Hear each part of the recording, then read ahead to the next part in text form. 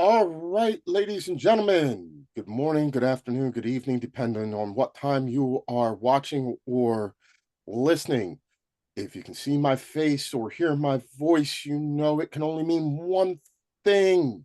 Yes, it is time once again for the worst 90, 120, 60 minutes, whatever it is. It's time once again for the worst time period in all of sports. It is the Too Many Guys Soccer Show. Producer Stead was a little tied up, but I bought in an able-bodied replacement. G, how goes it, my brother? Yeah, but I'm not as good as Stud. I can never be at that level. I shoot for it every single time I'm on the show, but he's at another atmosphere. But right now, life is good. Can't complain.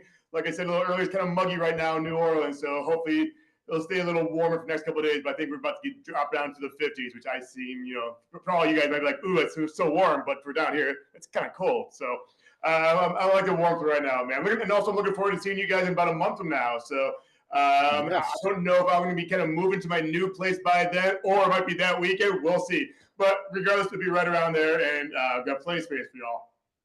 Yep, looking forward to it. It is funny to hear you complain about dropping down into the 50s, considering that we were consistently in the 20s and 30s here last week, which, sub 40 weather in the DMV for winter is not all that inappropriate, but it was also like 80 in on Halloween, and it was Really, in the 60s for Thanksgiving. So being in the 30s and 40s was not pretty. I mean, I had on all the layers. yeah, I went So home for Thanksgiving week. My buddy of mine, my best friend, his father was passing away and stuff like that. It was in the 20s, and that was quite a shock to the system. And I don't forget, but I don't want to remember starting the car early just to warm it up a little bit more, having the layers on, I like living in the South. I cannot live in that cold ass weather anymore. Not for me. So I got a little bit taste of it. I'm glad to come back here. there you go, there you go, there you go. So you are going to be launching a new podcast upcoming with our good friend Celtic Cam talking about the boys. I'm excited for you both. I'm excited to jump in when needed because good Celtic conversation is always a good conversation. Yeah, man. It's I have two projects going on. That's one of them, and the second one is going to be kind of my own little shtick, kind of on Bourbon Street. I'm kind of throwing my name out there right now, Bourbon Street G. So kind of promoting my second show. But yeah, I'm looking forward to talking with Cam. Long story made short, when I was a young hip hop kind of guy, 5 years old, I was breaking, dancing, doing all that stuff. And mom's like, "Hey, why don't you play soccer? You seem pretty good with your feet." All right. So I joined the Palatine Celtics, and that's where the Celtics have come into my heart. It has always been in my heart. But now, just kind of to break off of the show a little bit, start my own little thing, go back to my roots and see what happens. I know Celtic Cam's got a wealth of knowledge, so mostly I'll be the color commentator, and he's gonna be the wealth of knowledge kind of commentator. So that's how it's gonna kind of work out. So yeah, I'm good with that too. So So yeah, no, looking forward to it. Always good. I see you got the place decorated for the holidays. It looks very nice. yeah, yeah. And again, I have to move here in a couple of weeks. So I'm like, you know what? Why not have a Christmas down here, Christmas tree, and all that stuff in the French Quarter while I can? mm, always good. Always good. Parade season's going to be starting way, way, way, way, way too soon. Yeah, we got a month of that too, man. I think right when you're coming down too, we have a couple of parades, but we got a lot of things are happening right now in NOLA, and we have the Super Bowl coming in what in 2 months, 2.5 months. So there's a lot of stuff happening right in this little French Quarter. But yeah, man, you guys are coming down at the right time. How are things up by you? How's DC?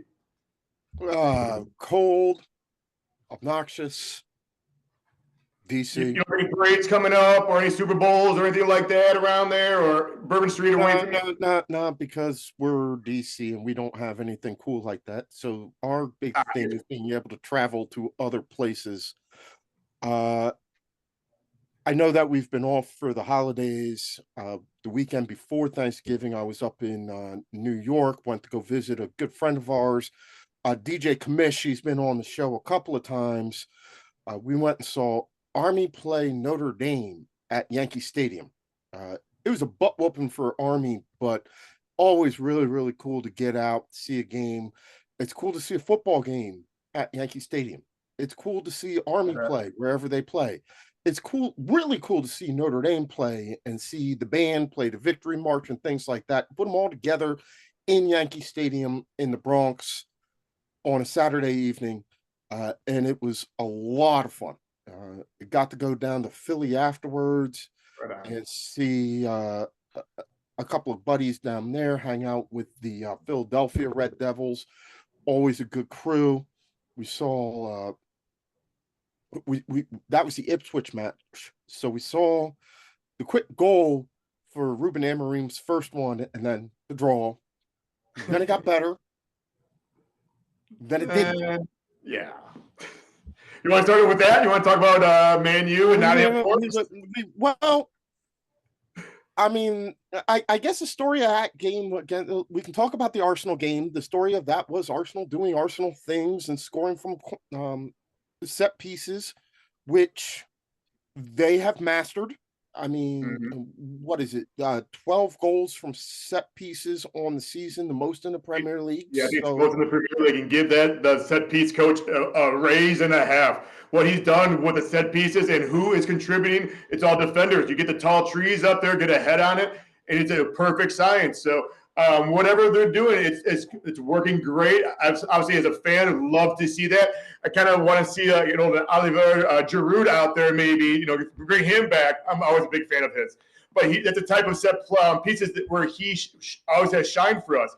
Now for Kai Havertz, I'm not so sold on him. I don't like his play of game. I think he's too slow. He should be kind of a player to hold it up because he's not that fast.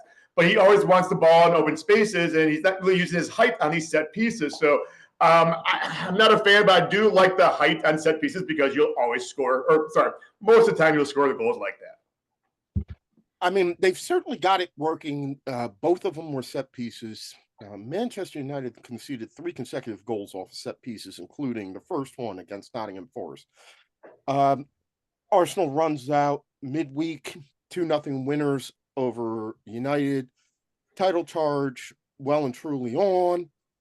We think we're going to get it. And then a 1-1 draw against Fulham when there were off by about 2 inches of offside, and that's all it took for us to not score in the 90-something minute. Yeah. But we looked flat, though. We didn't look like a good team. It looked like there was not a lot of spunk until we got that first goal kind of later in the game. And also like, whoa, we kind of turned it on. I'm sorry, but at this stage of the rebuild, and I'm not a rebuild anymore, but this stage of Arteta's masterpiece, they should be hitting the ground running on the first whistle of the game and not in the 70th minute, not in the 60th minute, not in the 50th. They have too much talent to start off that slow against kind of a decent Fulham team. Don't get me wrong. I feel like we're going to beat them every single time, but it's always going to be a grudge match. They're always a hard-fought London kind of game, but we always should beat them. For us to come out like we did and go down 1-0 on an easy through pass or through ball on the right side to what's his name? I see his face in my head. He played on the Wolves. The big guy. He got a little concussion on. He wore that little soft hat or whatever. Not Raul. Yeah, not Raul. But whatever. He gave a nice, easy pass, and he just used his speed. Like it was such an easy way to defend it, but we just were playing too far up. They scored right away, and also I'm like, whoa, we just look even flatter. So I'm glad this halftime happened. It seemed like kind of got a recharge. Again, I'm not a big fan of Kai. I would like to see Ethan out there, the 16-year-old stud kind of boy, prodigy. You got rid of Vieira to give Ethan more time. Well, let's see then. Let's see him getting more time. But we have these lesser quality teams like Fulham or even like a Leicester City or this coming up weekend, Everton. I would love to see Ethan start these games. He's got the talent like Jack Wilshere back in the day. He's got the IQ of a Smith Rowe, but those two guys could not fit the team where Ethan can fit. So I'm hoping to see a little bit better with them, with the young boys and stuff like that. But It didn't really seem like the team started until they get the new subs in there, the new formation after halftime speech. So just not a fan of the 1-1 draw. Yeah, we should have won 1-0, but I'm sorry, 2-1. But ultimately, we got a point. That's all we care about. Just getting points right now. Don't drop any more. Don't lose any points. We got to keep up with Liverpool. And who would have thought? Our whole time was, hey, we need to keep Man City, and two other teams that are ahead of us right now. So Chelsea looks pretty darn good, as well as Liverpool. So it's going to be tough for Arsenal kind of bounce back from a 9-point deficit right now. So we'll see. But again, they just cannot start the game very slow like that against a kind of a mid-level team. Okay, so Adama Traore was the name that you're looking for. No. His name is Raul. Oh, Raul. But back to what we are well into, as you said, the rebuild, the Arteta masterclass. Despite the success that they've had, the record that they've had, the wins and losses that they have, how good they have looked, the fact that we can sit and say they are easy the second, third best team over the last 3 years in the Premier League. There's one thing missing, and you know what that is. We don't have a striker. Well, that, and you don't have any trophies to show for it. We got a couple of FA. I think his first year on the team, we got an FA Cup. But then, other than that, since then, since they've reemerged as a serious contender, it's been always the bridesmaids, never the bride. And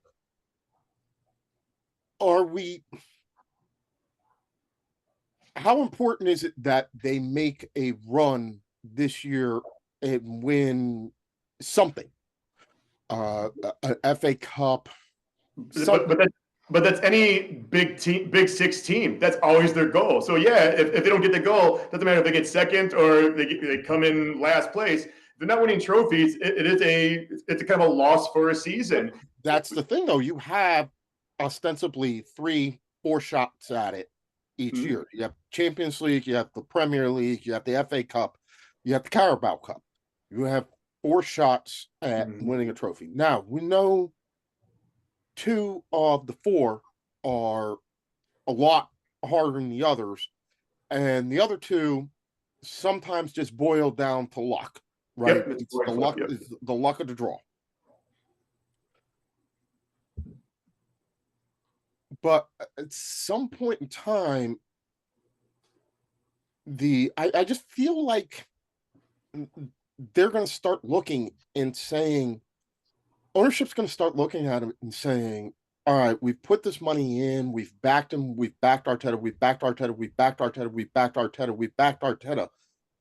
But are we getting to the point where maybe, hypothetically, and I don't want to say that Arteta is not the guy, but maybe Arteta's Doug Collins to somebody else's Phil Jackson? I hear what you're saying, but again, who is out there to replace him? Who has the youthfulness of today's game and more of the player's IQ than him right now? No one off the top of my head would take it. But we know, but it doesn't necessarily matter whether it's off the top of our head, because who could have predicted that Arne Slot would come in and have Liverpool looking better in some ways than they did under Klopp his last year. I mean, agreed. But that's Klopp's last year, and that's why he was getting tired. You can tell he was getting kind of burnt out, going for all those years and all those trophies and Champions League, how deep they went and all that. Yeah, but it's still Klopp's team. It's still most of his players, if not all of his players. So, yeah, they might have a brand new system, and that brand new system might give them a lot of energy, which is proven right, but it's still Klopp's team. I mean, dude, you lived in Tampa Bay. Mm-hmm. Remember, John Gruden won a Super Bowl with Tony Dungy's players. Agreed. And it happens all the time in sports. So we'll see, what happens next year. And I'm not saying that I don't think that, let me be clear, I'm not saying that I think that they need to get rid of Arteta, but I'm starting to wonder if maybe the ground underneath of him, maybe the seat that he's sitting in, is a little warmer than we might anticipate.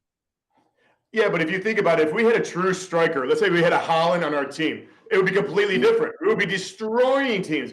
We just don't have a striker. We don't have a pure.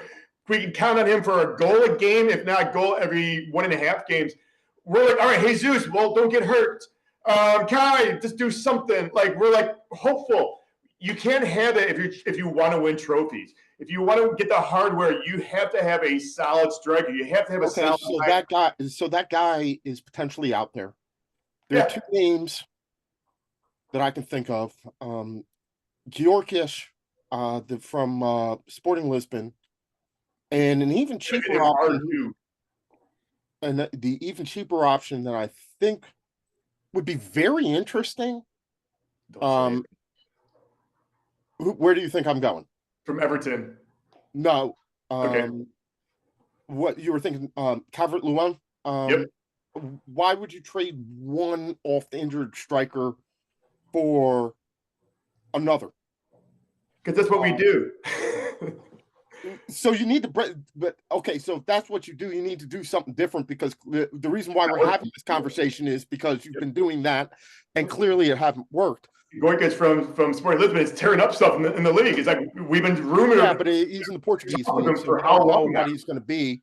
I was thinking Victor Osimhen from Milan, Galatasaray, by way of Napoli, who's been angling to get out for a couple of years, and I think that his price would be relatively cheap than a normal than the 150 million that you might have to pay for Györkys or somebody like that.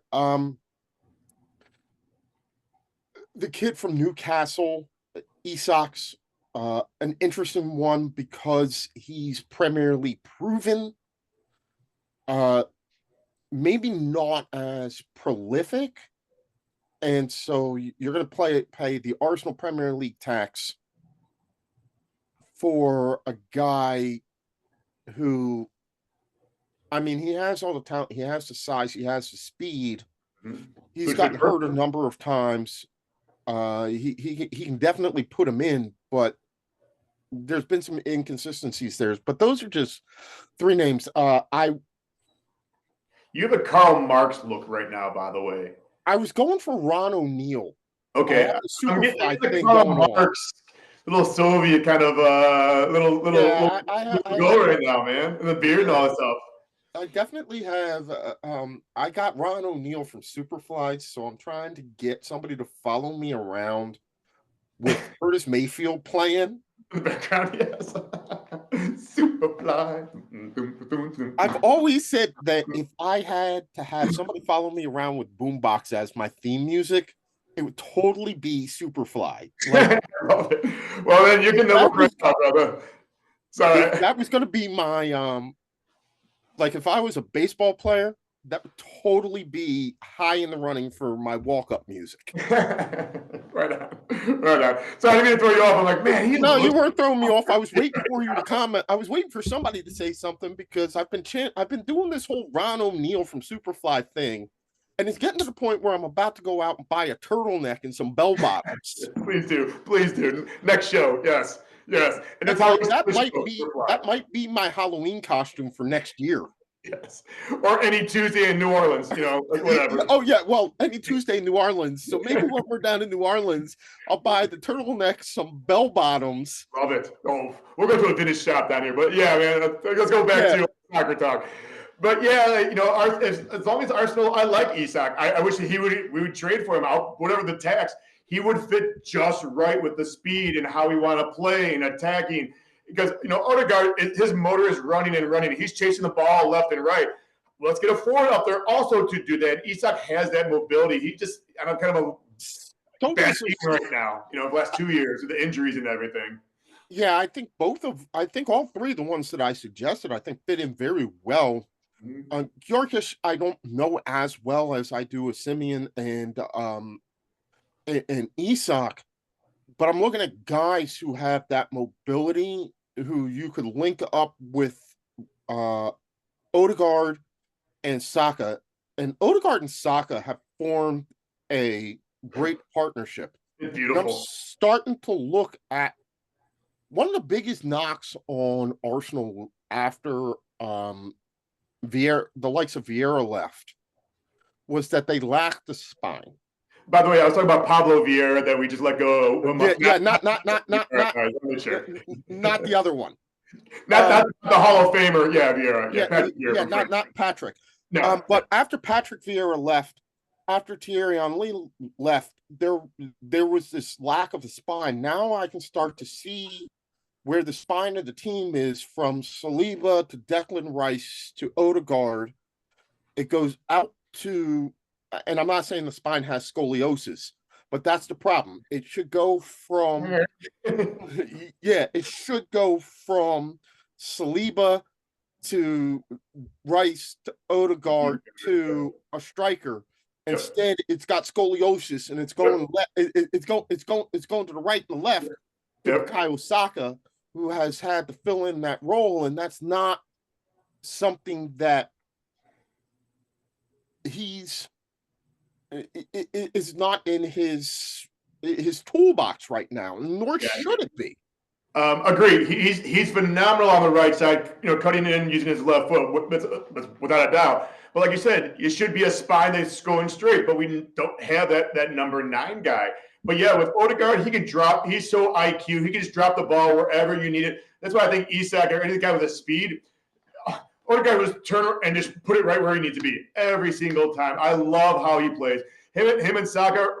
I don't know if Odegaard brings Saka's IQ up or seeing Saka a little different, but they look stronger this year than they did last year. So I would hope that after 3 years of playing together, that they would start to have that sort of relationship with each other. And it is clear that what you're seeing right now is 2 guys who have played a lot of soccer together and know where the other one is going to be, know their movements, they can read each other, and they almost have what we talk about, like that telepathic connection between the 2 of them, where they just can read it. And that, I think, has unlocked another level in both of their performances, because I don't think it's a mistake that they don't do as well internationally apart as they do together, because it's clear that they've been working on this, that they've internalized what Arteta is talking about. And so when you put them together, they know what they're doing. It's a very well-oiled machine. And it sucks for Martinelli, who's got great talent on the left side. He's like, hey guys, how about me? He's getting kind of left out. I can only imagine him getting kind of irritated, getting pissed off, like he's not getting as many touches. I don't know if he's going to be around that much longer. But yeah, Saka has got a beautiful relationship with Odegaard. But again, when you can trust a player, and if the game plan is going right side, you kind of have to follow what the manager tells you to do as a player. And it's been working. In the NFL, every number 1 wide receiver, every number 1 wide receiver has a number 2. Always. And if you're the number 2 wide receiver, your job is, when you do get the targets, to capitalize on them. Yes, but Brazilians got these bigger head. Like, I'm the best. We get the whole history behind us. They think they're. And Martinelli's Argentinian. No, he's not. He's Brazilian. I thought he was Argentinian. No, sir, Brazilian. Take a look at it. But he's got 2 names. He's got that smug look about him and stuff like that. Hey, Martinelli, like Messi. Yeah. Put Italians down there, but yeah, it just seems like with him, he can't stay healthy for a long period of time. So also that's another reason why I think Odegaard and Saka have been kind of linking up more, because whoever they're going to replace Martinelli on the left side just isn't up to par with keeping the offensive going and everything. So it's just a great relationship, Broheim relationship that Saka and Odegaard have together. So it's always fun to watch them. Like I said, it'd be better if we had a number 9 up there to score these goals, where Saka can just drop them in and give a nice little header. Again, you have Kai, who's 6'6", maybe 6'8", 6'6", I think he is.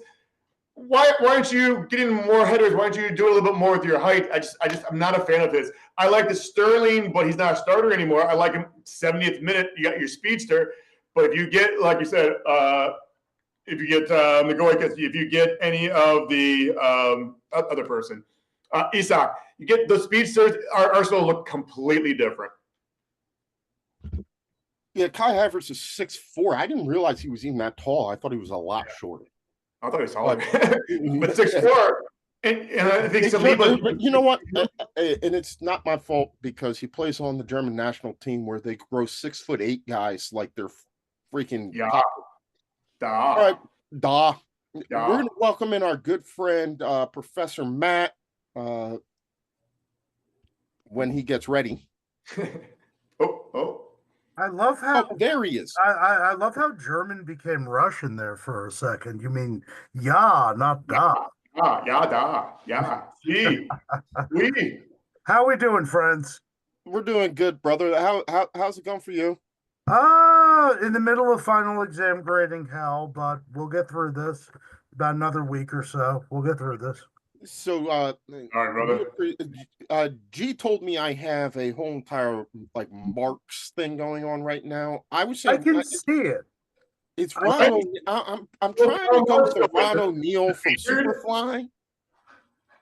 Well, maybe I'm just a freaking weirdo. I think there's a crossover there. I mean, I read Marx, and you read Marx and Ron O'Neal. Superfly. Exactly. What the fuck? And I see nothing wrong with that, gentlemen. Okay, I love it. That is our pull quote for the show. I see a crossover in between Karl Marx and Superfly. Love it. I don't even know where to go with that. I'm at a loss. I'm really lost on how to take. Somehow we got to crop your head and just make a meme or something like that out of it, or just do something about it. You got good looking going on right now, man. I'll say that. The famous Marx photo, which is behind me, if you can see it, and then just the Superfly theme. There you go. Right. Well, that was the whole entire thing. I said I want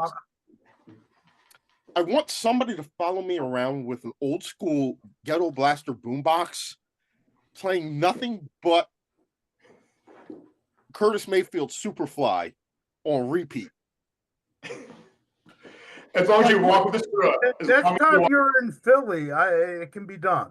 I work for. That's what somebody needs to do is get a Bluetooth speaker that looks like an old school boombox that we can just carry around on our shoulders like we did back in the day. I can guarantee you within 2 or 3 years, considering the retro culture and the nostalgia culture, that will exist. I'm just upset that I know the 49ers, if you go back to like the NFC Championship about 3 or 4 years ago, they had a custom made one. Okay, G, something just jumped off of your tree. It was my angel. She fell. I swear there's ghosts down here or something, but yeah, my little angel fell from the top, and I heard it behind me. I looked at it in my I don't know what happened. I just thought this is one of those times on the Too Many Guys soccer show where I was looking and I was like, I'm not drunk enough for that yet. Or some kind of rail behind me, and I looked at the computer screen and go, oh, what the hell was that? But nothing beats when in Tampa, when I had the astronaut helmet on and I had my and you're like, I'm done. And Matt just cracked up. Like sometimes you just gotta throw some randomness out there just to keep you guys on your toes a little bit. You laughed a couple of shows ago with the jersey changes throughout. Like I couldn't keep up with who you were. I run upstairs, go back down, swim. Oh, we're changing another team. Yeah. Then, hey. All right. So Matt, we were talking a little bit about Arsenal, and Liverpool. And well, we mentioned Liverpool. Now we can talk a little bit about more about Liverpool. I was asking G if he thought that the chair that Arteta is sitting in is starting to get a little bit warmer because they seem, we've had this 3-year period of sustained success, but little or nothing to show for it. Then we talked about the fact that they need a striker. We gave out three names. I'd be interested to see if you have anybody to add to this. I had Gorkes from Sporting Lisbon, Victor Osimhen from Napoli by way of Turkey, and Alexander Isak, who's currently at Newcastle. Those would be the three obvious ones. JS, I don't think is going to move until the summer. Osimhen probably in a weird way is probably the most available because I don't think I know Newcastle has some issues still financially, but if they're going to sell Isak, I don't think it's necessarily going to be within England. Uh Either one of those three would be ideal. I go back to what I said towards the end of the window. I'm shocked. Now, granted, he's had injuries that Arsenal weren't in on Nicholas Fulkrug in the summer because him and Havertz, I think the problem right now is Havertz and Jesus, even though they're two very different people, their games are so goddamn similar that you need. But Havertz isn't a proper striker. He's but not a striker. Yes, he's 6'4", but neither is Jesus. Havertz plays way more as a 10. I'd be more worried with him interfering with Odegaard than I would with him interfering with Jesus, because the one thing I know, again, I said, and this is when you came in, I said to I didn't realize that Kai Havertz was 6'4". There are guys that play taller than they are. Kai Havertz is the exact opposite. He plays a lot shorter than he actually is. Yep. And so you have a 6'4", ostensibly attacking midfielder who plays more like he's 5'11". And the problem being, like, when he needs to be able to go into the center of the midfield, and which is what he does in the center of the box, which is what he doesn't want to do, and drag around the central midfielder. And you and I, and G, to a certain extent, we've seen this happen. I'd like to call that the Landon Donovan syndrome. You have all the capabilities to play as a central striker, but the game in the box is too physical, so you don't want to play it. And so you think of like to pull one out, a young Kevin Garnett, who, despite the fact that he was 7'1", didn't want to play in the post because as he was skinny, and as Kareem Abdul-Jabbar said in Airplane, you try dragging Walton around for 60 minutes and see where it gets you.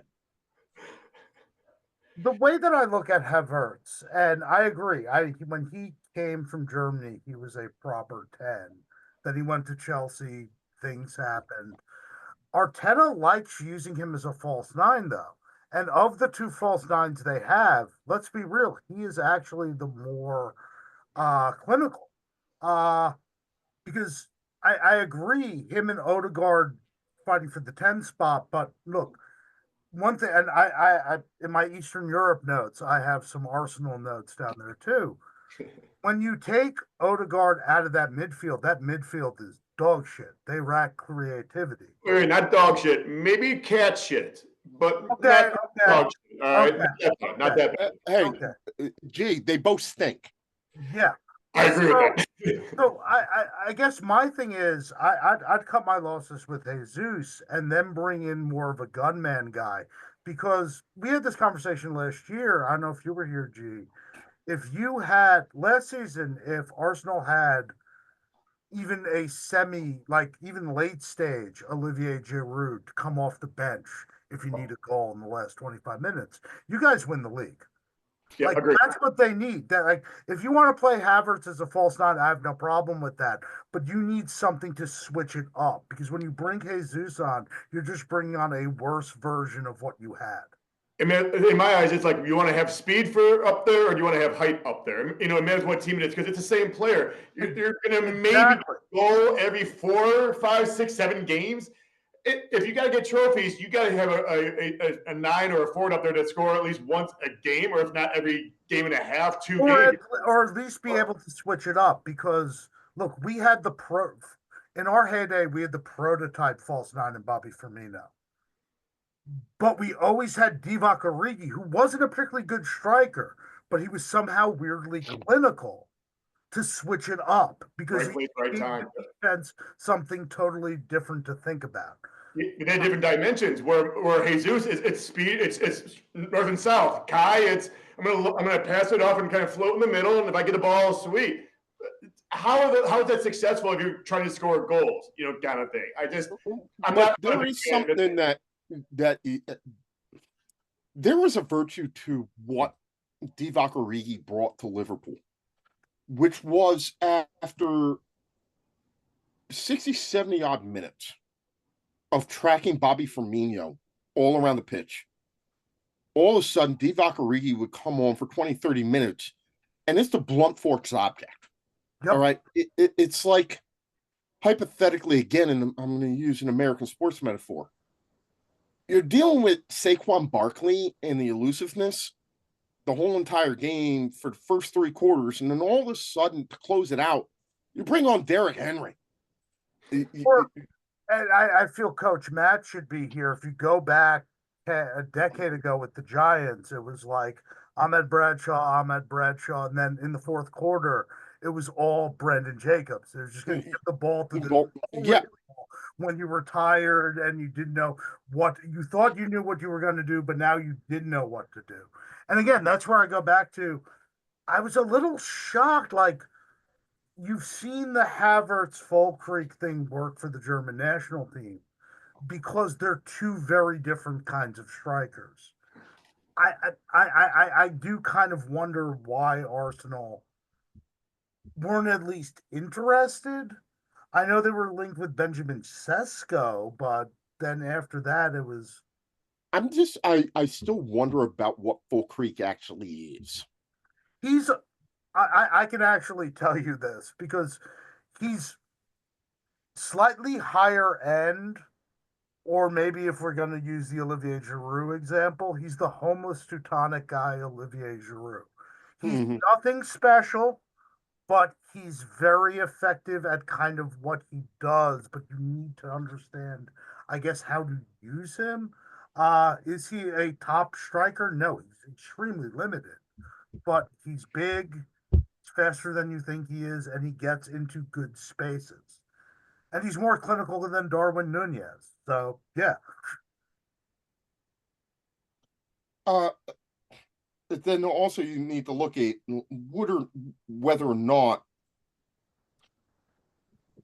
the price for a 31-year-old striker that you know that you're going to bring off the bench, who that they were going to ask, and whether or not he would accept the role that he was going to be given. That's true. Which is also weird because somehow Nicholas Fulkrug is shorter than Kai Havertz. Again, that goes back to what I was saying about Kai Havertz playing a lot smaller than he actually is. Matt, before we get into Eastern Europe, let's talk a little bit about Liverpool because they are really, really doing their best to channel DJ Khaled. All I do is win. Yeah. Except for when I don't. Yeah, and even when we don't, like, okay, if we recorded a week ago, I would have been absolutely shameless because that week was one of the best weeks of my soccer viewing experience in a long time. We lanced King Kong off our back in Real Madrid. And we'll talk about City because we have to talk about City. We will talk about City. I'm but actually waiting to get Mike Shoestack on, so okay. that's the full panel before I talk about City. Okay, so that was brilliant. But I said after the City win, I was like, I'm a little scared of Newcastle away because Newcastle away is where legit teams go to drop points now. Correct me if I'm wrong. Uh, City lost there, and gee, your boys drew there too, or did they lose? I think 2-0 we lost. Yeah, so like I was concerned about that match coming in, and indeed there was a bit of a hangover. And Arsenal, we'll talk a little bit more about Eastern European things. We see where they can maybe need some strengthening in January.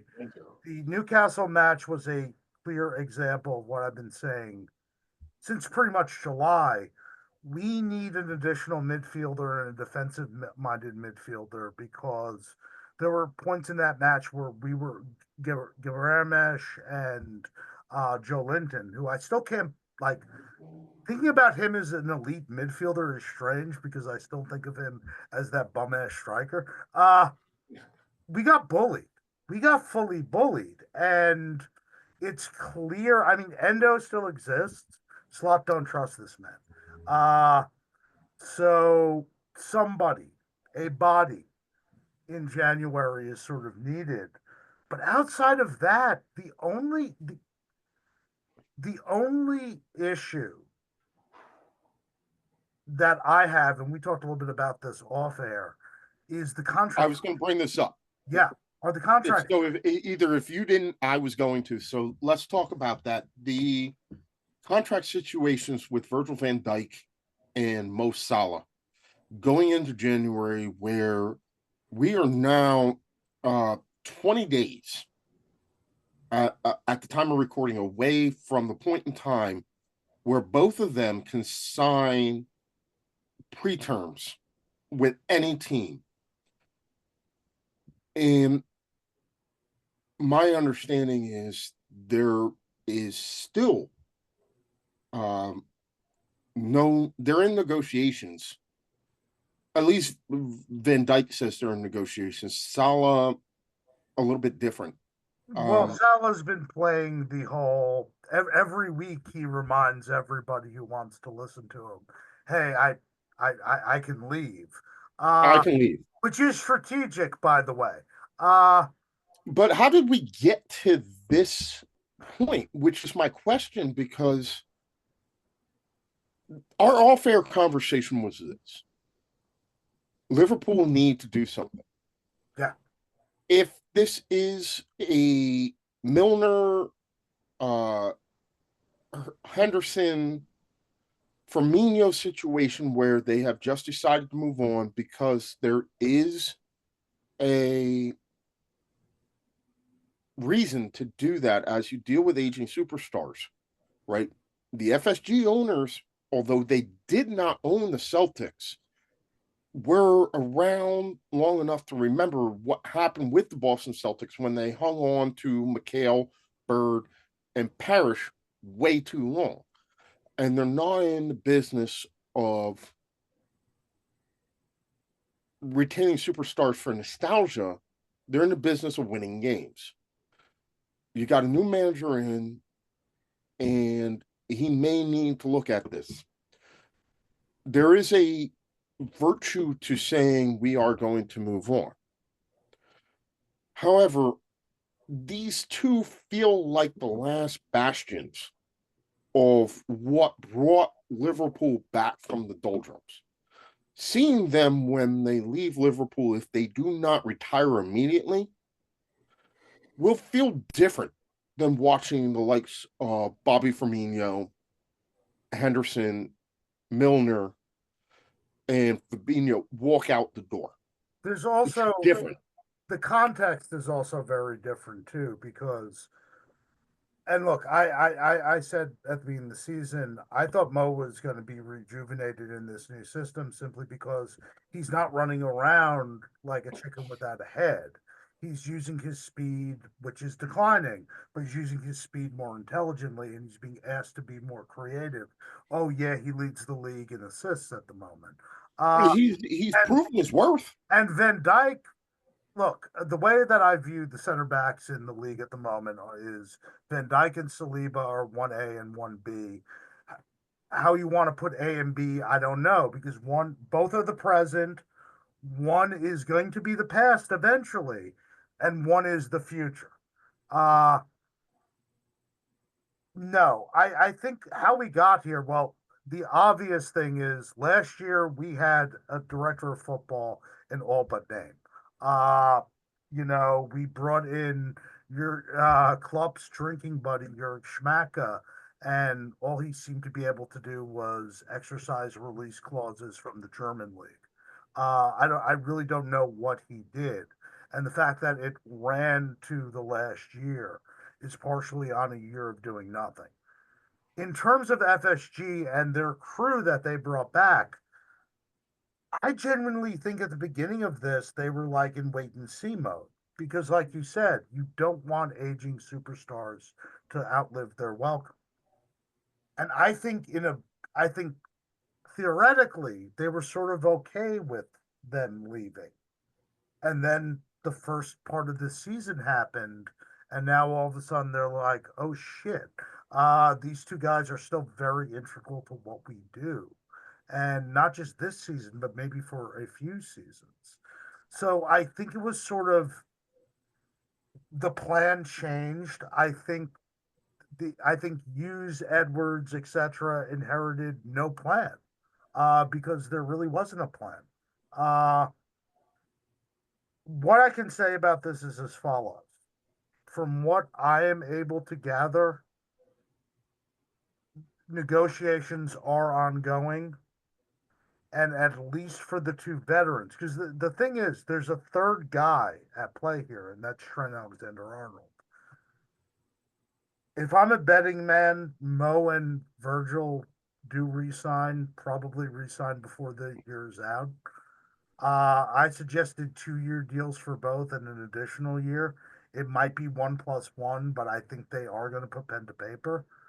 Trent Alexander Arnold, I can't say anything. I think it's genuinely 50-50 because I think he's genuinely 50-50.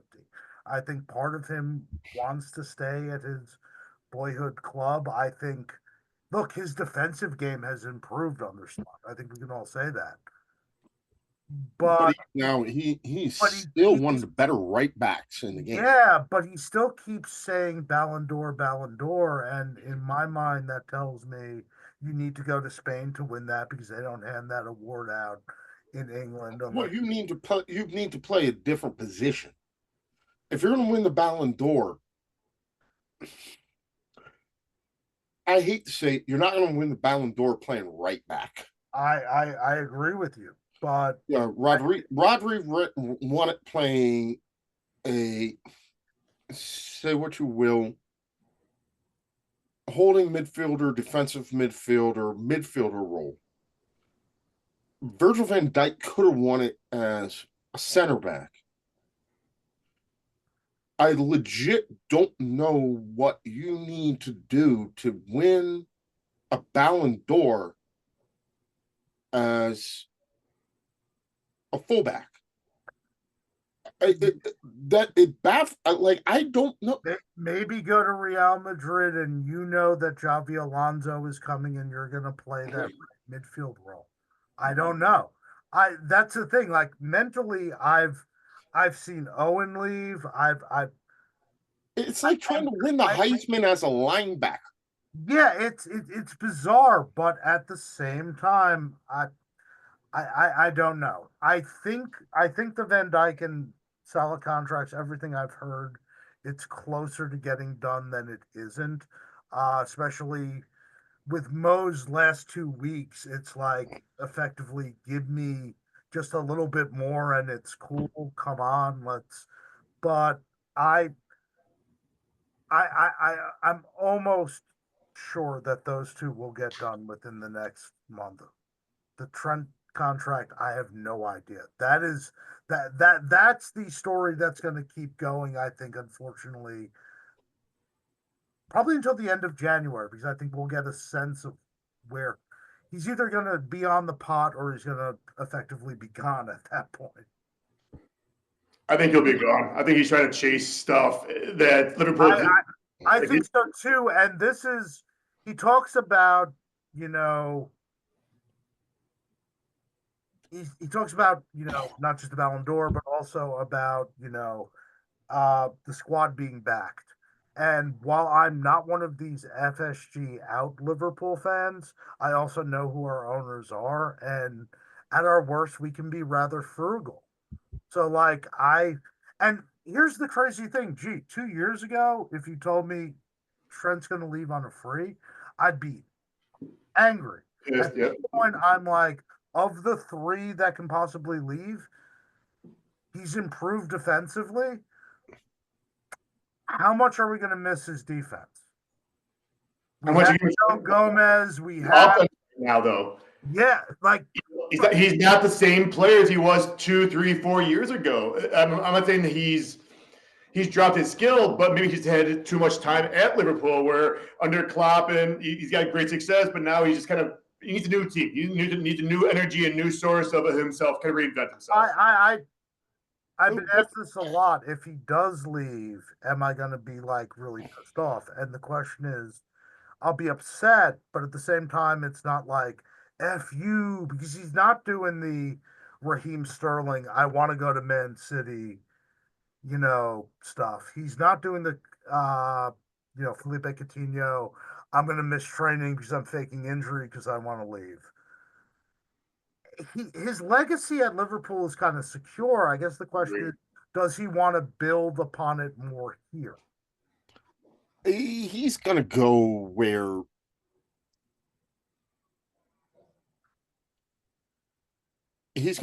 he feels like he can be a name brand player.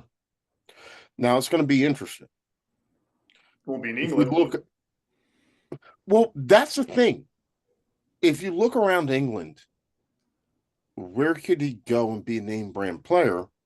Because the places where you could go and be a name brand player are not the places where you can go and fulfill your other goal of winning a Ballon d'Or, right?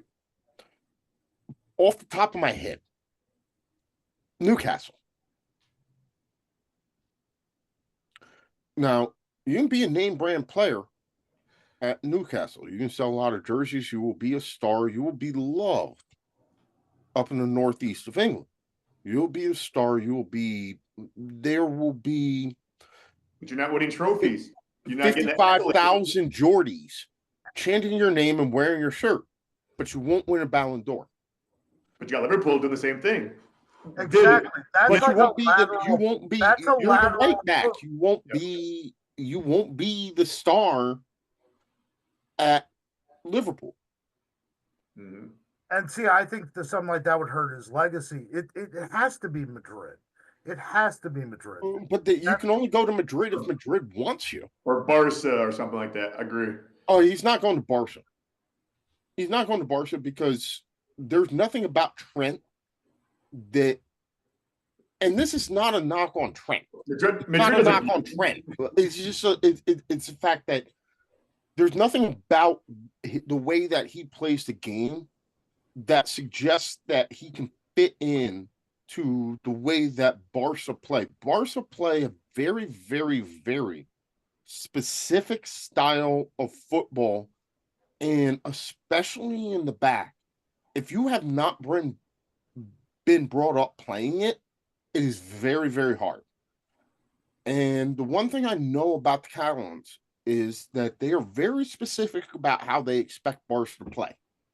And that's why Ronald Koeman and everybody else has had so much trouble sticking and staying in that job, is because it's one thing to win, but you have to win playing Barca football.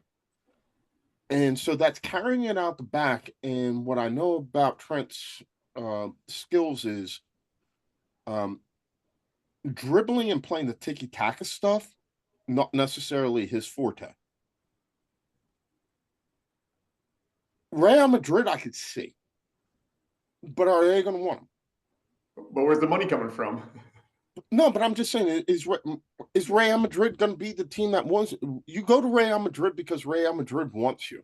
Why not Bayern Munich? Why not Napoli? Why not something like that? Well, Bayern Munich could be an option. They do need a they can always use a right back. Bayern Munich could be an option. But you pick any team from in the top 5 leagues, they'll take them handsomely. They're not, but that's not that's the same point that we're making, though. If your whole bend is, I want to be a name brand player, and I want to help my team win, so I can be in the Ballon d'Or conversation. Your options are limited. You want to be a name brand player?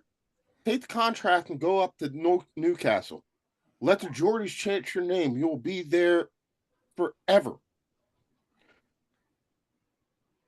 After which, I think it gets a little bit, I think your options narrow. All right. Are you going to win a Champions League with an Italian team? Yes, I know that Inter got there, and they played Man City tight. Damn it. But what Italian team do you see as a threat to win the Champions League right now?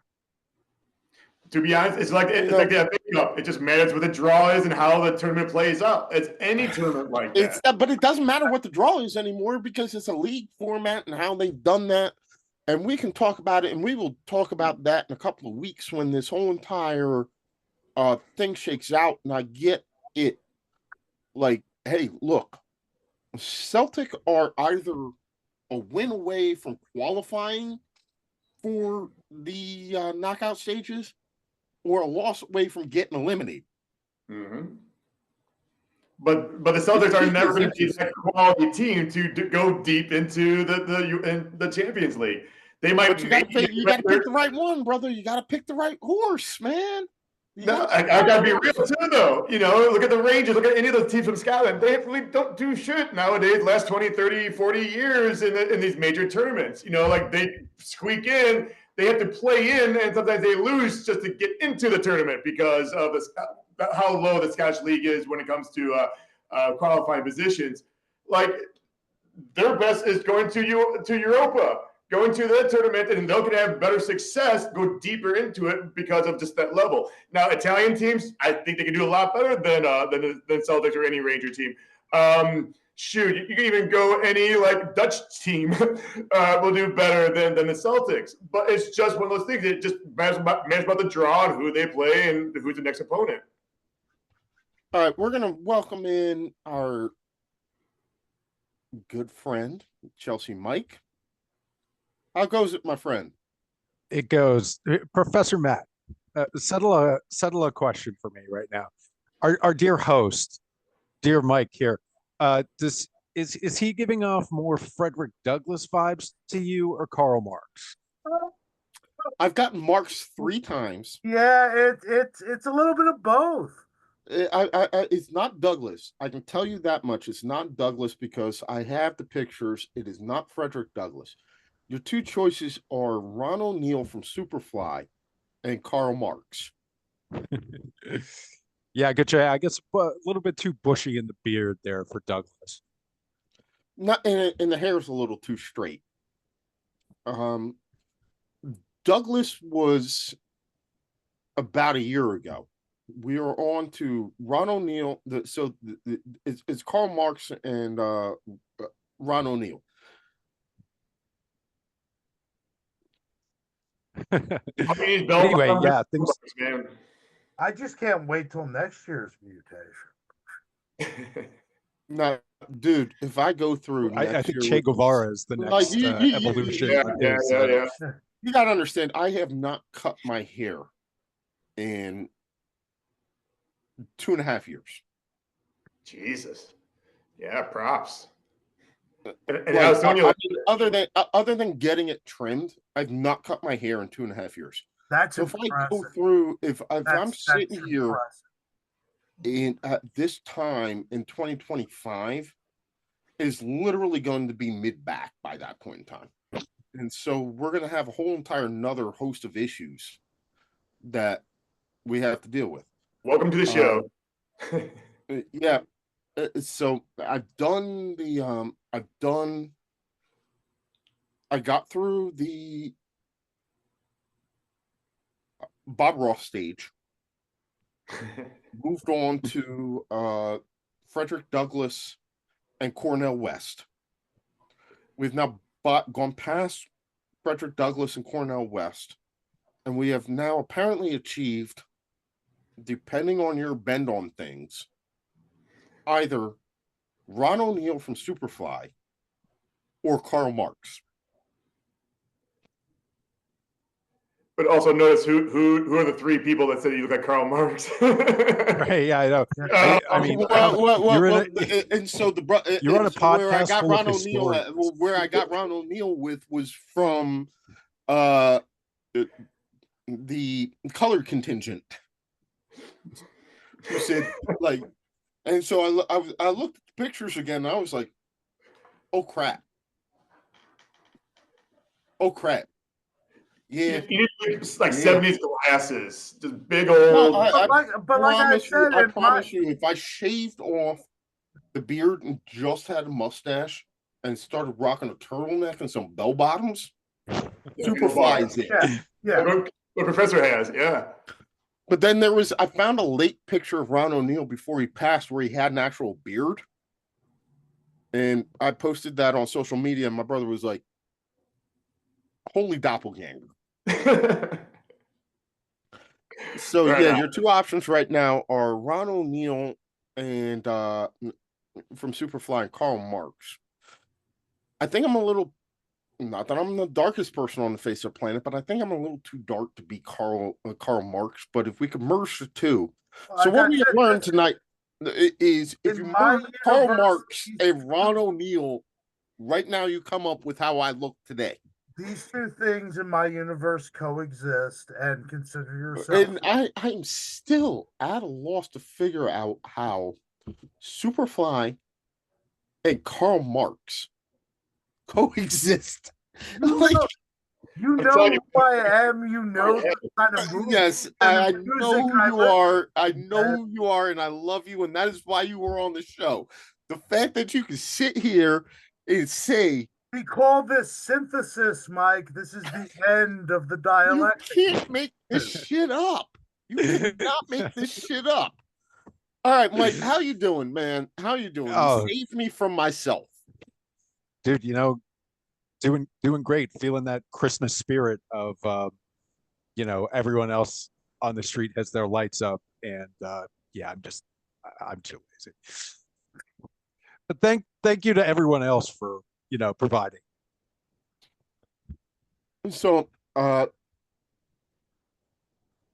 we've talked about Arsenal, we've talked about Liverpool, Chelsea doing well this season. Oh, so we have to be second in the table for you to finally talk about us on the show? Wait, I'm going to come in. I feel like G is showing up with a joke right now. No. I had to get some water. That's why I stepped away and everything. But I heard about the Christmas, how people are festive. You missed it maybe about 20 minutes ago. My angel on top of my tree just fell off. Don't know how. It didn't fall off, dude. It didn't fall off. The ghost out there's ghosts and all that stuff. Like, I don't know if you guys ghost knocked it off. I turned to my right. Someone's pouring like water over there. I'm like, what the hell is it? I swear to God, this place is haunted. I hear weird stuff all the time. But yeah, so I guess my ghost doesn't like Christmas either because it was fuck the angel and knocked it right off my tree. So well, see, it's not really it doesn't really. When I watch the beginning of the show, it's not going to bode well that even inanimate objects are trying to kill themselves. It happens. Again, welcome to the show. Yeah. Yo, no, wait. So I'm going to come in hot. I'm coming in with this right now. Okay. You've looked at the table. You've seen, right? You've seen what's going on. I have a message for every other fan base in the Premier League. not you, Professor Matt. Shut up. Shut up.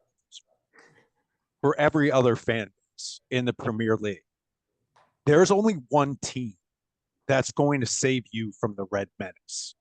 Now, this team in Liverpool, with their, one Premier League title, of course, the same as Blackburn Rovers, we can't have them winning. We, as a, English soccer supporting community, can't have Liverpool winning. It goes against the natural order of things. Sure, one time when there's no fans in the stands, of course, no one remembers that happened. So you have one option. That's Chelsea Football Club. Oh, If there's one team that's capable of catching Liverpool, it's Chelsea. Man City, they're done. They're over. Pep doesn't care. And now we say that every year because they always go through this little lull at this exact time, but it's too deep this time. They got themselves in too deep this time. And they're missing so much with Rodri. They're gone. They're done. Arsenal, maybe next year because it's a year. So maybe next year, Arsenal. I mean, there's no one else. What are you going to go for the long shot with Brighton? Brighton's not coming back. They're gone. There's one team out there in the universe that will save you from a red title, and that's the Chelsea Football Club. ABC, Mike, ABC. Anyone but Chelsea. I don't care if it's Liverpool every year. I don't care if it's Man City every year. I don't care if it's Man U. I wish it was Arsenal. Just not Chelsea. So Chelsea and Tottenham are my two. Just can't. So I wish that you guys could have played it to a 3-3 tie last week and everything. But how did you feel about the Tottenham-Chelsea game last weekend? I mean, the Tottenham-Chelsea game was Mark Cucurella wearing appropriate shoes away from being a 4-1 absolute drubbing and massacre. Cucurella slips twice, gives up 2 goals. Chelsea go down 2-0. This is the maturity of Chelsea coming through. It's starting to bubble up. A year ago, a year and a half, 2 years ago, 2-0, they would have been out. Their heads would have been hanging. They wouldn't have been up. But they had belief, and they fought back. And they scored the next 4 goals after that. I mean, yeah, I have a buddy that I work with. He's a big Chelsea fan, and he was like, "Man, a couple years ago, man, we suck." I go, "Just wait." I go, "Give you about 2-3 years, you guys can be phenomenal. Like, you can sell like the pieces were coming together and stuff like that." I'm glad you guys got rid of Palmer. I think he is just garbage of a player. But I love that what you guys are doing is a rebuild as well. Like Arsenal, we did a rebuild as well. So hopefully we'll see a Man U and stuff like that. But I love to see the teams that were up, that have dropped for a couple seasons, and just you see this rebuild. So as a fan, you got to be excited just as much as us Arsenal players or fans a couple of years ago. So you like the momentum right now, and you truly think that Chelsea can knock off Liverpool for the top spot. No, do I realistically think that they can? No. Do I really, really hope that they can and that they challenge and make it close? Yes, of course I do. I mean, I think no matter what the teams, you don't want the top team running away with it. Just as a fan, you'd like to see it at least come down to the last month, if not the last week. But no, I genuinely think that Chelsea are in a better place now. I'm putting you down here, G. Don't get it twisted. Arsenal are a good football club, and they belong in the top 4. Top 3. Certainly. But I just think that the way Chelsea are coming together, they've showed steady improvement over time. At the beginning of the year, it looked almost like we were going to repeat last year. Agreed. Now it looks like we're a team that almost certainly should be in Europe next year, as opposed to could be in Europe. Yeah, speaking from the other side of the equation, I guess chased at this point. You guys are a legit threat. I'm not, writing you off at all, and I'll keep it real. I've watched a fair amount of Chelsea this season. I am jealous. We effed up. Romeo Lavia should be on my team, and we're not having this weird discussion about we need another defensive-minded midfielder in January. And the second thing is, Yeah, but you made Todd Bowley mad, Oh and then he yeah, was yeah, well, really bad, and so he was like, "Oh no, you're not only not getting Caicedo." you know you're not getting who you wanted in the first place. But I'll keep it real. I when I was impressed with what you guys were doing towards the end of last season, and when Potch left, I was like, I don't know about this. I didn't know who Maresca was. You're our lower league man, so you knew all about this. I'll keep it real. I mean, I Dutch Ernst Stravlo Blofeld inherited a really good squad that Klopp gave him. For me, Maresca, though, is my manager of the season so far. I am thoroughly impressed with what he's done. He's even got Enzo playing well again. He's a captain I know. too. Yeah. Who'd have thought? I know. Just on this program about a month ago, I was talking with Mike, and we were talking about, we were not soaring at that point, and we were talking about how many players we brought in, how much was spent, and who we could possibly cut bait with and kind of call it a day we made a bad investment. Gallagher. And I said Enzo, and now I couldn't have been proved more wrong over the last month. I mean, he's out there. He looks every bit. He looks like Argentina. Yeah. Enzo, which is exactly what you want. I don't know. It could have been the personal things too, going through divorce now. Maybe the weight's off his shoulders, thoughts are clear or whatever. But he's playing. Our midfield is just that is your strength. I know Kojak is scoring goals at the moment, but the strength of your team is your midfield.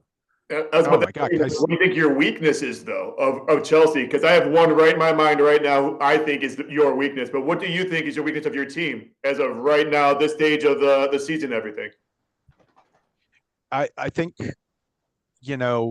well, you could improve, I think, over Sanchez in goal if you're going to be picky. I mean, I'm not saying go out and make a January transfer, but there's. But the lowest rated player on FIFA on Chelsea right now, I don't know. I don't play, so I have an outlook, but I would say it's probably Sanchez. I would have said coming into the season too that not having a straight 9 would be a problem. I think if they add in January, getting a guy a second half 9, like a We've had this 70-minute sub when you need a goal about the need for lack of a better way to put it, a blunt force object that can come in the second half. West Ham, or not West Ham, Aston Villa has Jean Duran, formerly of Chicago Fire, your team, G, who has just turned into this super sub. And to have that sort of direct player, blunt force object, Divock Origi, Olivier Giroud, for what he used to do for Chelsea. I think Olivier Giroud's the prototype of what they need. I mean, for a couple of seasons, it doesn't always have to be a big guy. Chicharito Hernandez did a phenomenal job of that for a couple of years with Manchester United. It's just knowing that you have a striker that can come off the bench, can get into the game quickly, and knows where they need to be able to put in, and they play a very direct style. And I would say that you're not alone in saying, like, Chelsea would need this, because I can't think of a team. Man City might say, and we'll get on to Man City in a second, that they don't, because Erling Haaland can do that job. But even they can use somebody who can come in off the bench and just be a complete and total change of pace. Yeah, I mean, I don't know that that's City's biggest need right now. I mean, their biggest need is Let's they need talk about Rodri. let's talk about City, because the wheels have come off that, and I was waiting for you to get on because I wanted a full panel to talk about this. The wheels, in a lot of ways, have come off that one, and I know that, no disrespect to Larry, the insurance guy, and Rob Profit, you got four people right here who couldn't be, who will all say couldn't happen to a better group of guys. But the wheels have really come off of that one. I think it was only a matter of time, though. You know, you can only ride that high and not get in trouble financially. But again, these players are playing 300 days out of the year. Like, there's no rest on their bodies. It's going to take a toll, and eventually they're going to figure out Pep's system. You know, it's going to take X amount of years, so be it. But it's eventually the top guys will always fall. The Yankees won't always be the Yankees. They'll have some good years and they'll fall. The Redskins are the Redskins, or whatever, or Commanders, whatever they're called nowadays. Actually, they're talking about getting the Redskins back. But anyways, That's not happening. No, but just like you have these teams that are going to be really high for a couple of years, and it's great to see, like, even the Patriots, how the longevity of them. But then when they fall from grace, we love it. We absolutely love it. But also, it's fun to watch them, how amazing they are during this 5 years. I'm sorry, but Man City was a juggernaut in Europe for a half a decade. You can't really see any team has been like that in many years. Maybe Barcelona, maybe Real Madrid here and there. But for an English team to do that, like one of our own teams, we watch them in the different tournaments, real cool. But thank God they're falling right now. Thank God they're in fourth, and thank God they're going to keep on dropping. So we'll see about that. But yeah, it's always fun to watch a top team fall. No, I mean, it's such a valley. Like, Chelsea just beat Tottenham like 4-3, but it was really 4-1. Nothing to do with Chelsea. We dominated possession, and this City team lost to that Tottenham team 4-0. Like, that's like, 8 goals better Even than City are playing right now is how much better Chelsea are playing. Even the match in Anfield that ended 2-0, that didn't feel like 2-0. That felt like 6 or 7-0. If Virgil gets his head on any of those chances, but he puts any of those chances in, he's a hat trick of headers. There's so many. I mean, the Rodri injury is key to all of this. Let's not downplay that. Mm-hmm. I think we all said that beginning of the season. If you take him out of the mix, everything gets a little bit disjointed. But and I think another point too is we're past peak Kevin De Bruyne. Well, Kevin De Bruyne can't get the ball to Haaland. I was going to go there because there's a whole bunch of issues here. But you would think that they brought in Jeremy Doku to do what Kevin De Bruyne does. He's not as good. Different players. Different player. But different IQ. I think this is the thing, is that they haven't. You can't find like for likes.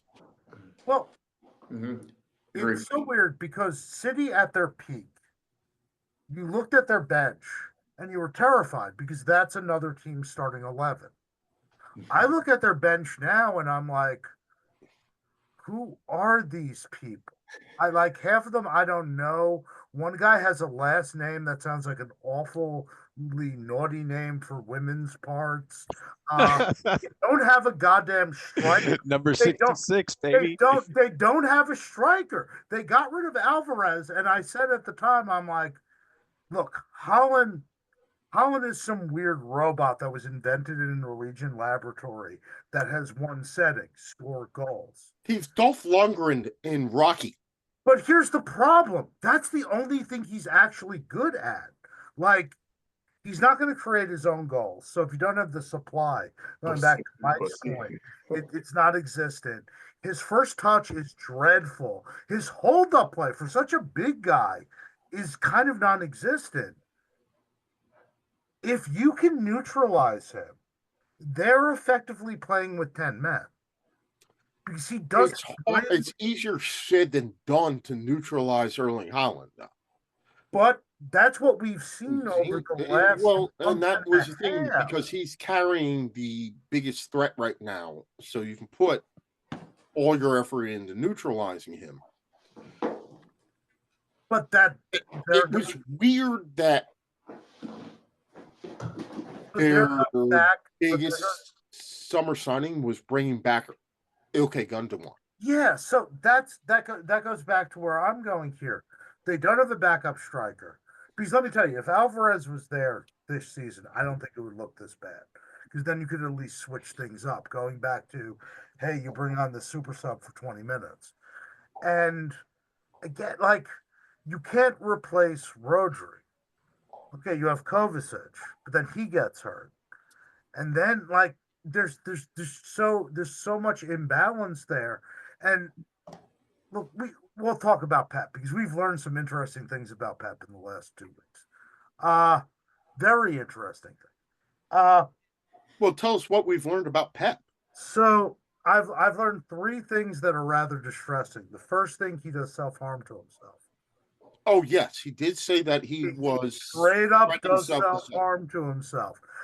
We learned, and apparently this wasn't even last year. This was after, Mike, your boys beat them in the FA Cup. If you ask him for an autograph after a loss, he becomes likes to fights guy. And did anyone see his last press conference where he got weird about his childhood? So apparently Pep's parents, when he was bad as a little kid, would threaten to give him up or sell him away. Now, granted, this is early 70s, this is still late Franco period. This shit like child slavery and stuff could have been legal in Spain. I don't know. But like, it's like, man, I respect Pep. I actually quite like my Pep. parents threatened to give me away on more occasions than one, to the point where but would you admit this after? They kept threatening to give me to the Chinese, and they ordered takeout one day. And my sister answered the door, and the Chinese guy was there, and she's like, "Hey, he came to get you." But that's like, but why would you share this information after a loss? This is what I mean. Like, I don't think Jose Mourinho. I'm going to deflect off now. The self-harm thing, he had to walk back. That no, but I think there's more too. I mean, before you rationalize Pep's behavior, when they were losing at Anfield and they were chanting, you'll be sacked in the morning," and it got to him. Yeah. Like he's realizing he's he just up. signed a contract for a team where he's put himself in a situation that he has normally extricated himself from before it got to this point. Well, and he said something interesting after he signed the contract. He's asked about that, and he said something to the effect of, "Well, that's a piece of paper. If I can't, rebuild or I can't re-up this thing, I will effectively have to fall on my sword." And I'm like, why are you saying that the day after you signed the contract? That's a weird message, right? He also said he will never manage another club team. So I think he's looking at this and saying, this is my last club job.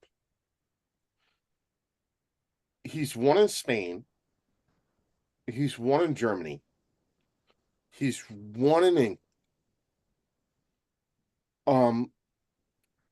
I could have seen him being, and I don't know if I'd take him at his word, because part of me still could see him taking Juventus on. And trying to win in Italy.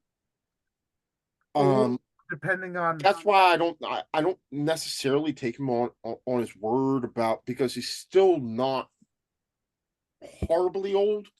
And Mike, I don't know about you. I don't think he's necessarily an international manager, because I think his style of play and the very specific players you need to execute that, like, unless, I don't know, Catalonia becomes independent of Spain, and you can somehow get like the foundations of that Barca team there.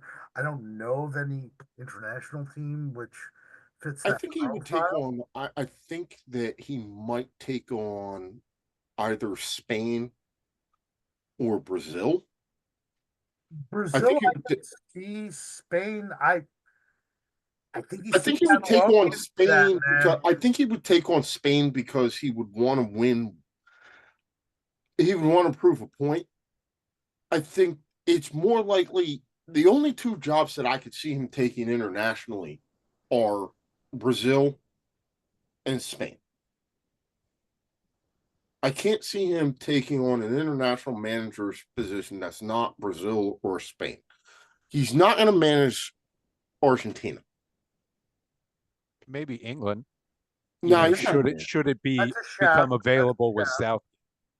No, he's not going to take on it. I don't think he wants. I don't think he would do it. In terms of a club job, I'll say this, and I know it might seem crazy.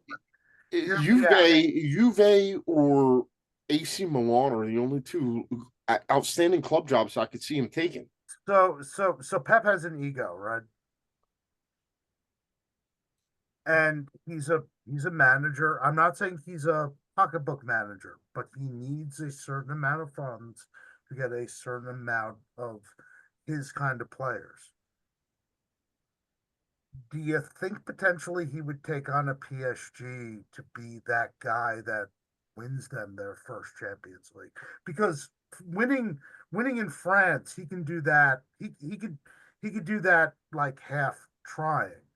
But like a 2-3 year project where it's like, I'm going to transform this, I don't know, holiday camp in the Parisian capital into something. There's not enough challenge there for him.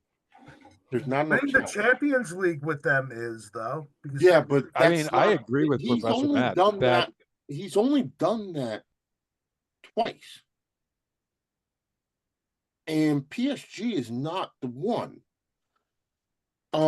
it might be the one that though has the No, at his I would. I think he's competing in his mind with Carlo Ancelotti.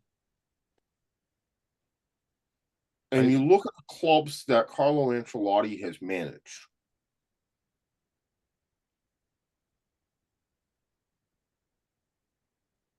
What is winning a Champions League with Juventus or AC Milan is going to say a lot more than winning it with PSG.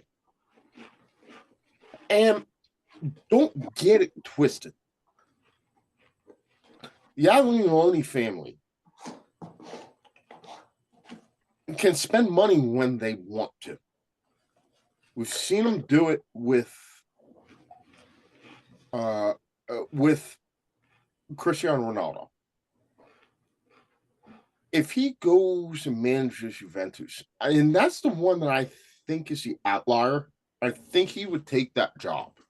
Because if nothing else, outside of taking over Man City as opposed to Man United, and there's a backstory to that. He wanted that job, and Alex Ferguson met him in New York. And to this day, I will tell you, he wanted them to announce that he was going to retire, and he wasn't ready. And so, out of spite, he took Man City because he couldn't get the Man United job when he wanted. I have nothing but apocryphal information, but I swear I'm going to go on that until the day I die.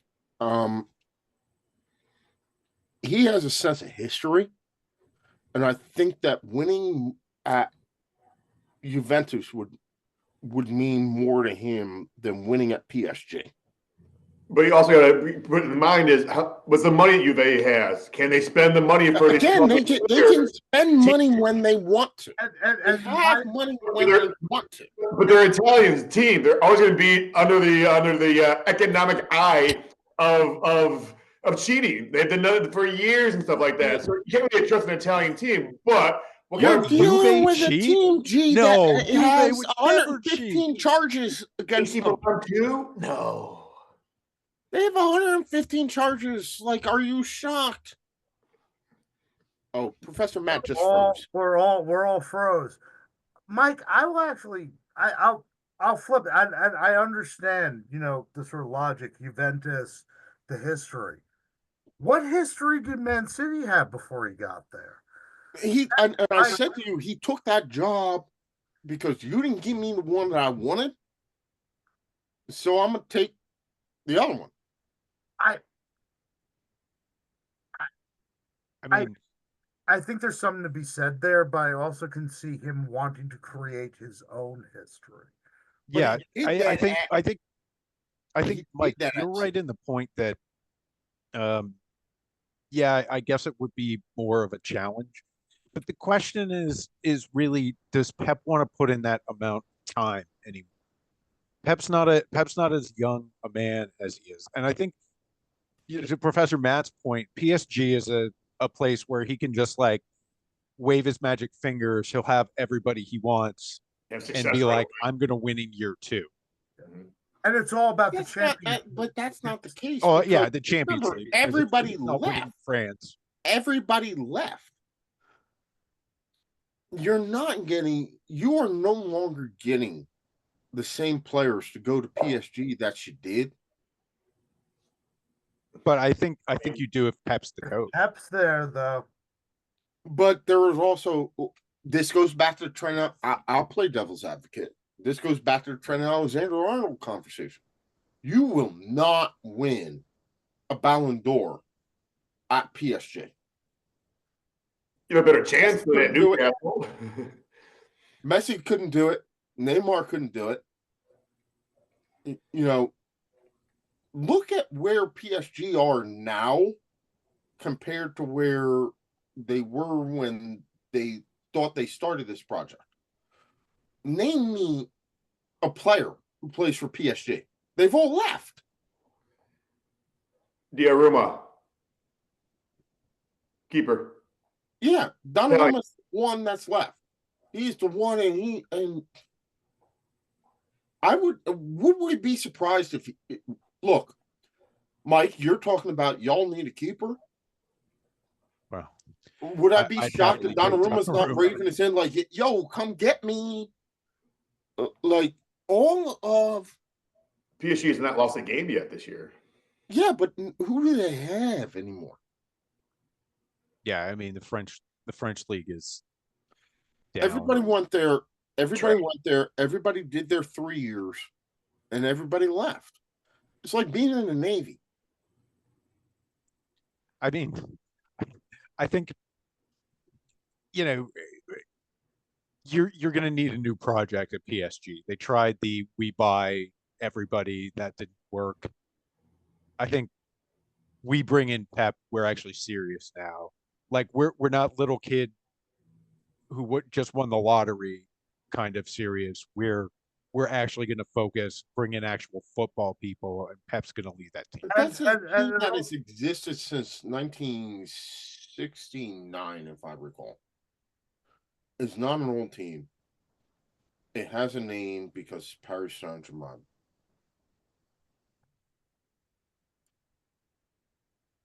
They have a couple of namers on there.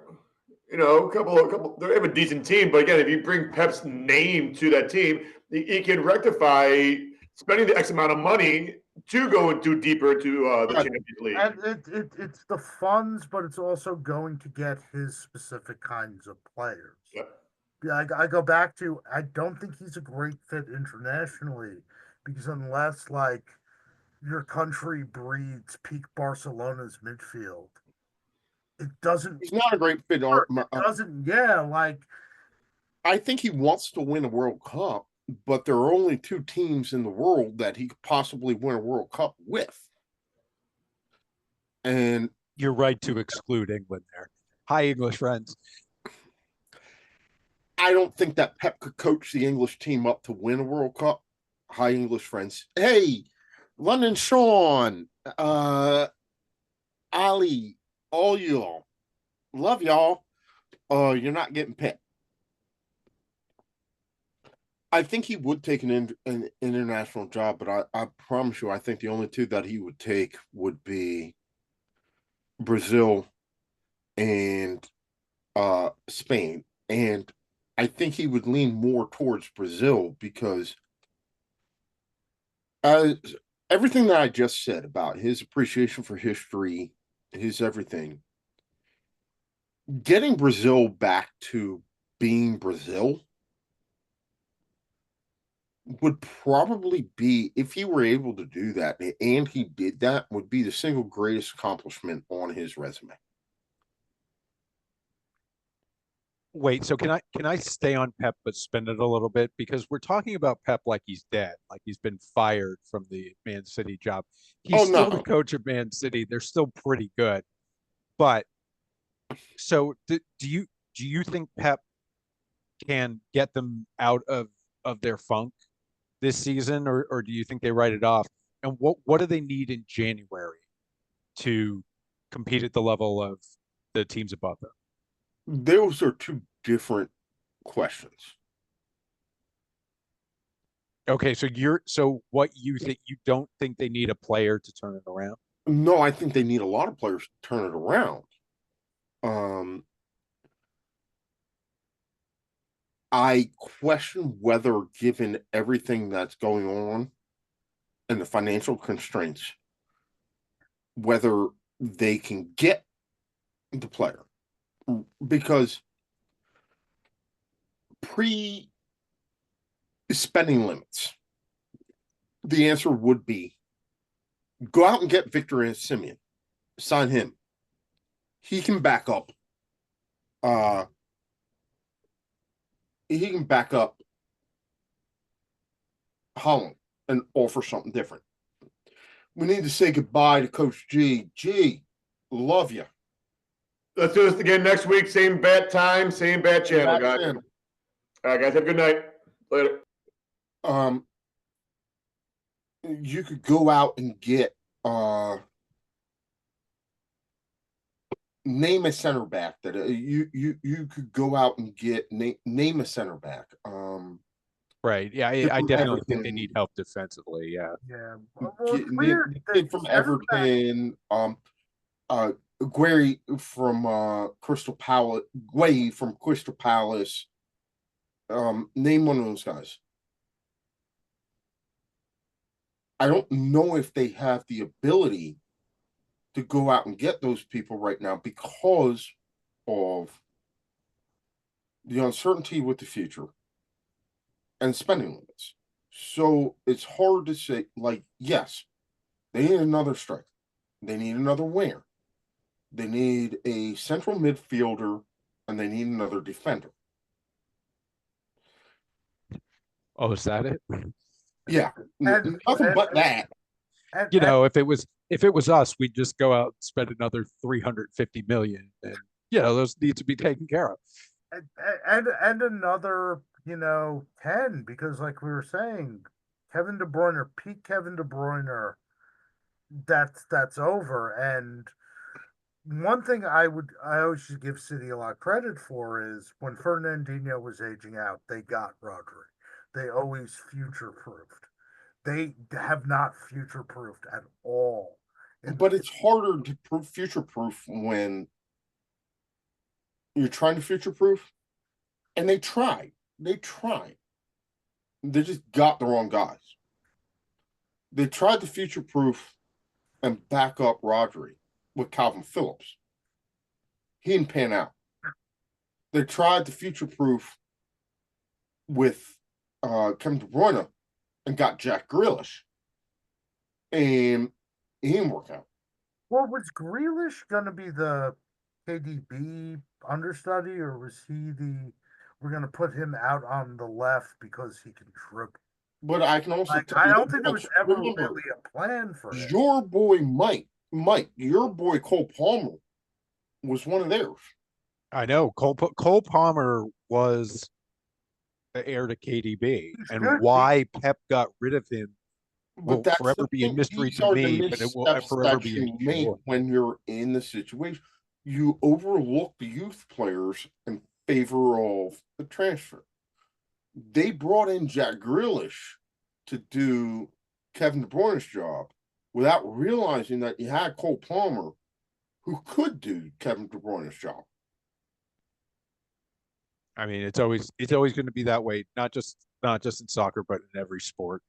You're always going to, when you overpay the quarterback, you're always going to stick with them. But Except you're when also you when overpay the you have third a base minor league, right fielder.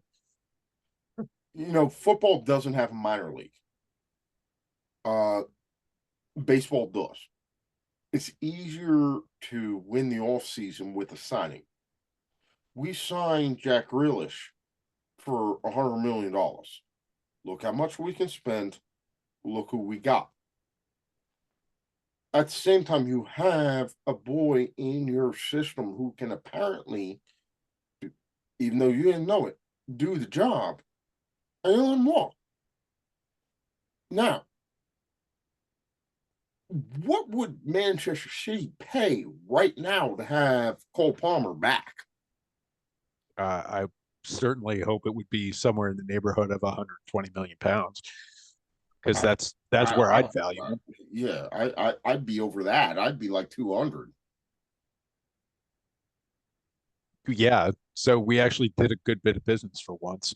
Yes. And so that's part of it. Now, I said that like these are the players that they need. They can't get them anymore because financial fair play rules preclude it. Can Pep get him out of it? I still think he's a damn good coach. Yeah, and it's like, look, they've lost the Ballon d'Or winner. That doesn't mean that the guy behind him is actually a very bad player. He's good. He's going to be Well, in better this than case, probably he's not. 17 In Premier this League case, players of his in position. this case, he's not necessarily better. He's not necessarily better. We're talking about like they are backing up Rodri with Ilkay Gundogan, who was a great player, but probably is not a great player now. Yeah, losing Rodri sucks. Kevin De Bruyne at his age has gotten more injury prone. Those Julian Alvarez go. They've let a number of center backs go. They focused their recruitment on getting, and they tried to back up Rodri with Calvin Phillips. That did not pan out. They let Where's Cole. Calvin these days? Huh? Where is Calvin Phillips these days? I have no bloody clue. I assume he's still playing football. They tried to back up Kevin De Bruyne with Jack Grealish when they had Cole Palmer, and that didn't work out. You get to a point where you become a victim of your own success and you start to make poor decisions. And that's what I think they have done. Dynasties are hard, man. They are hard. They all. So this is you want to hear sad stories? Calvin Phillips, I mean, sad stories in the terms that the high expectations they had for him have now resulted in this. He's a 28-year-old loanee to Ipswich. So that's where Calvin Phillips is right now. Bruh. Yeah. Yeah, I mean that's if that's what you pin your hopes on and that's how it turned out, yeah, you're gonna have a hole in your club. Uh, uh, I have some time. I want to get a couple of things in.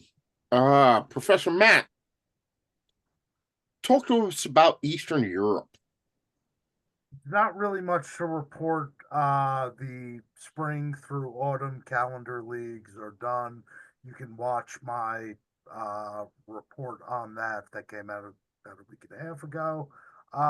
No real changes in the Ukrainian league. Uh, Potential Kevin De Bruyne replacements, or any English team that needs an attacking midfielder. Remember this name in January, ladies and gentlemen. Georgi Sudakov. He seems to be linked with everybody in England at the moment. I think some of I Mike, me, Chelsea, Mike, me, and you. I don't think neither of our clubs need a 23-year-old Ukrainian number 10, but it'd be kind of cool. We've got plenty of young Ukrainians who Well, kids who well, pitch. So. he's a little bit more seasoned than Mudrik. Uh, I think City actually does make some sense, right? Because there's a gaping hole in that creator spot, and whether or not he is the ultimate KDB replacement, he's at least a solution, a body in the door. Arsenal makes a crap ton of sense because we have seen that midfield without Martin Odegaard. It's bad. It's really bad. It's not very creative. A 23-year-old young Ukrainian guy who can also play that position would make a lot of sense. The one thing I will say though, he is property of Shakhtar, which means they're going to get their pound of flesh and some more. So watch out for that name in January because I think he is going to get moved. It makes a lot of sense, especially because it looks like Shakhtar is going to be heading out of the Champions League, which now means they're out of Europe. I'm on the podcast with two of my very, very dear friends, both of whom tend to root for Ukraine and Poland. Now, my heritage goes back to Czechoslovakia, and I have over my left shoulder my Marek Hamsik Slovakia jersey hanging up, and I'm moving it out of the way so that they can both appreciate this, that it is there, and they can see it, and they can acknowledge it. Because as my grandfather used to tell me, we're not Polish, we're not Czech, we are Slovakian.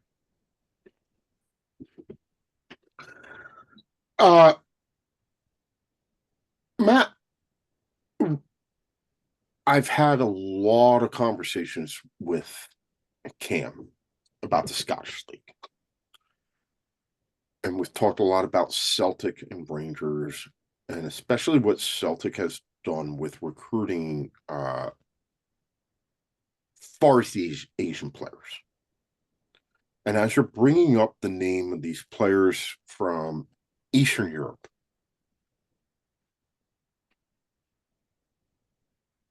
why don't more of them end up in the Scottish League?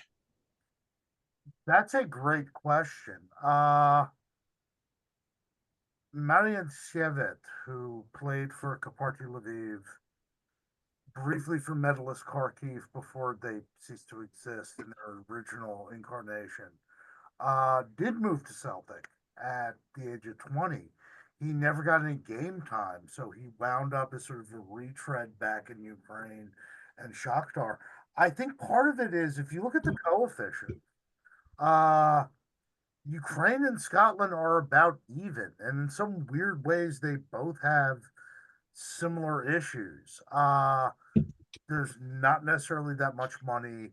A lot of the facilities are dated because in the case of some of these Ukrainian clubs, it's literally like 1991 happened and then nothing happened. And these are, you're still playing in the same rinky-dink facilities that you were when you were playing in the Soviet Third League or something.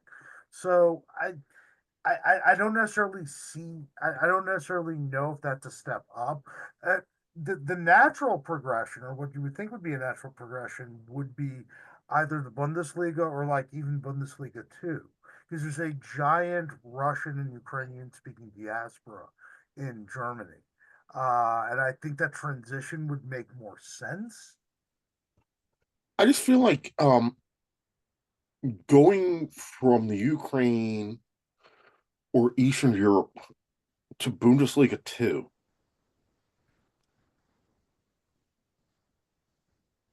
when you could go to Celtic and get guaranteed game time in a team that's going to win a title and play in the Champions League,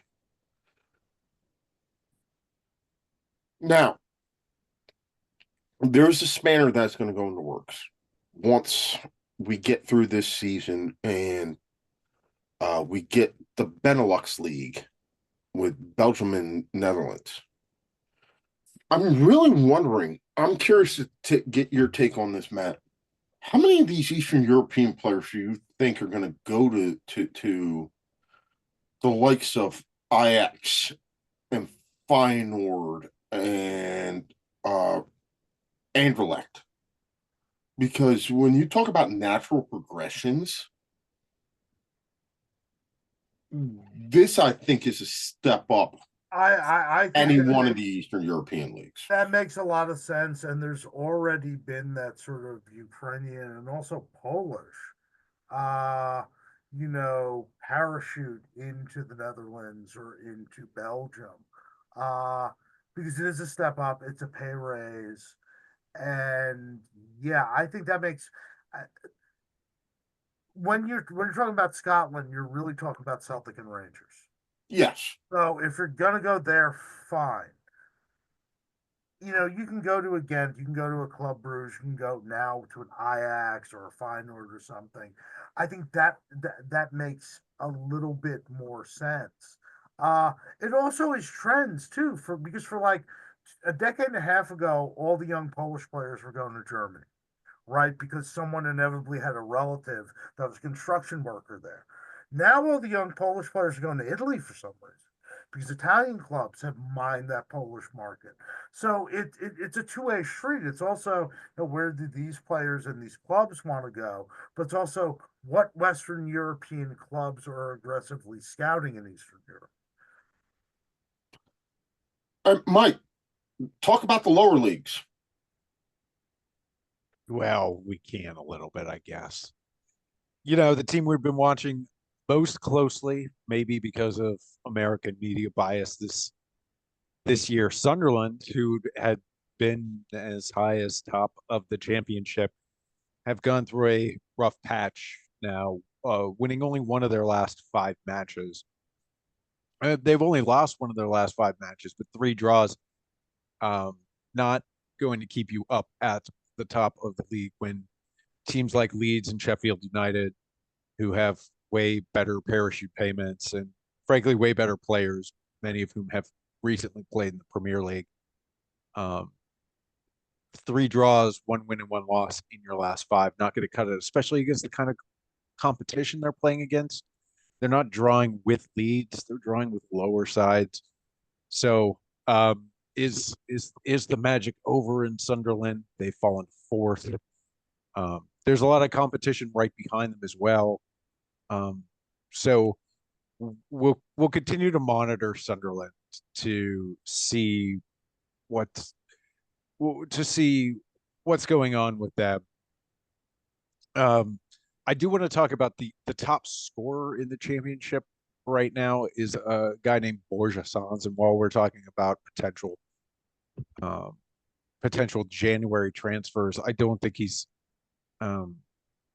probably got the kind of talent that's going to have one of the top 5 or 6 teams come calling for him. But he scored 15 goals in 20 matches. He's far and away the top scorer in the championship.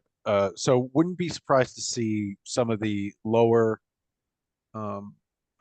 Premier League sides, maybe some of the teams that are looking to stave off relegation, come poking that way. So just keep your ear out for that name. I guess I wanted to talk a little bit too about the FA Cup draw. Just some fun things, and I'm gonna kick it right back to you, Mike, because obviously the match of the weekend is not lower league; it's Arsenal Man U. How's it feel to get Arsenal? Not particularly good, but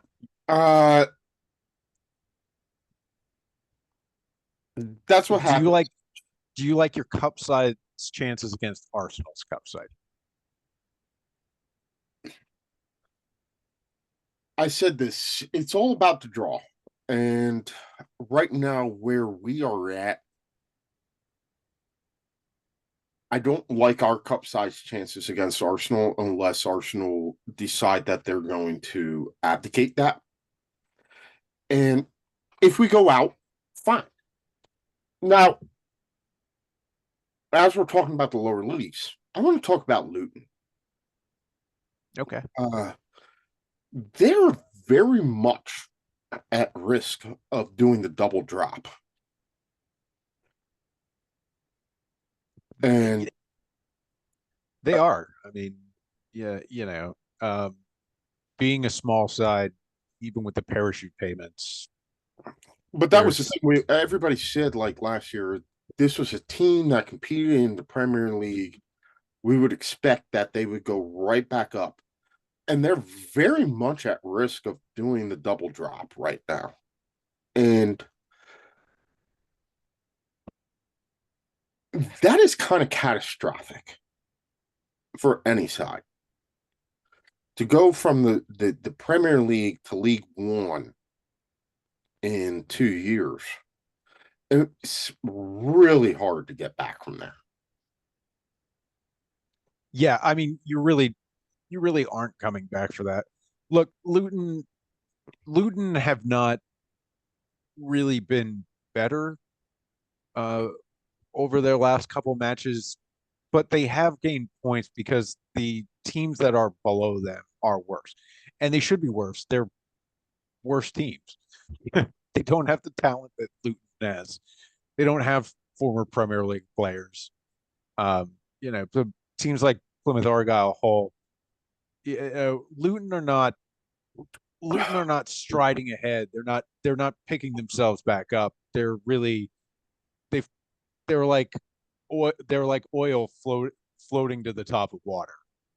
Is what's happening. It's just natural physics. They just have too much talent to go back down. And they are looking safer. I mean, they were as low as 22nd, 23rd, I think. They're not there now, but again, it's not really because they're excelling. It's because the teams that should be faltering have started.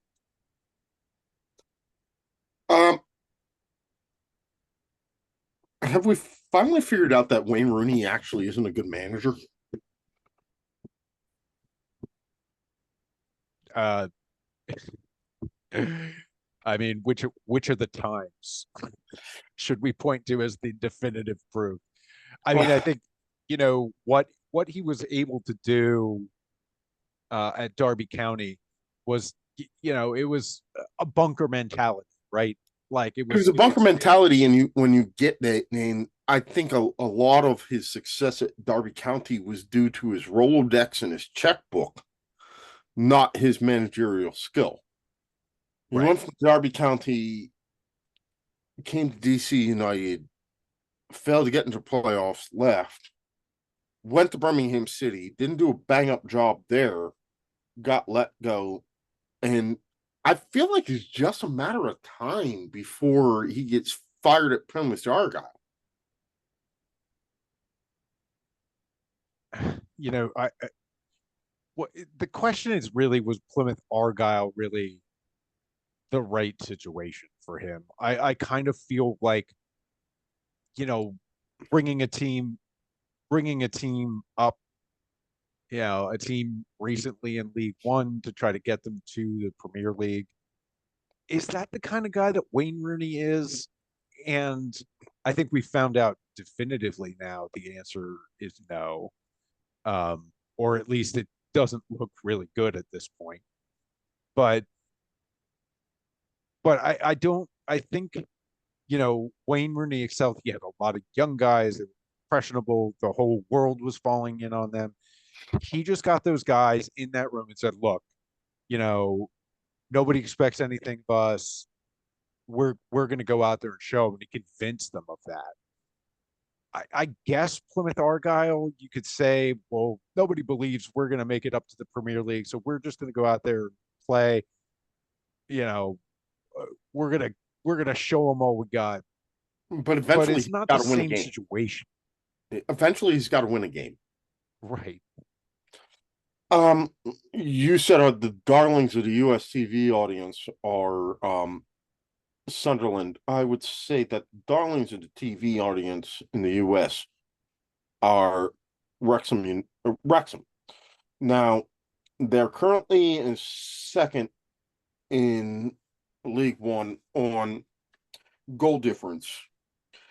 Uh, they're a point ahead of Birmingham, but Birmingham has 2 games in hand.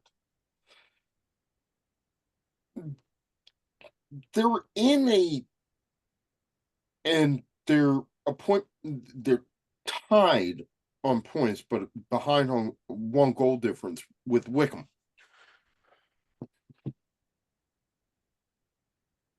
All of us want to see the ending to the next season of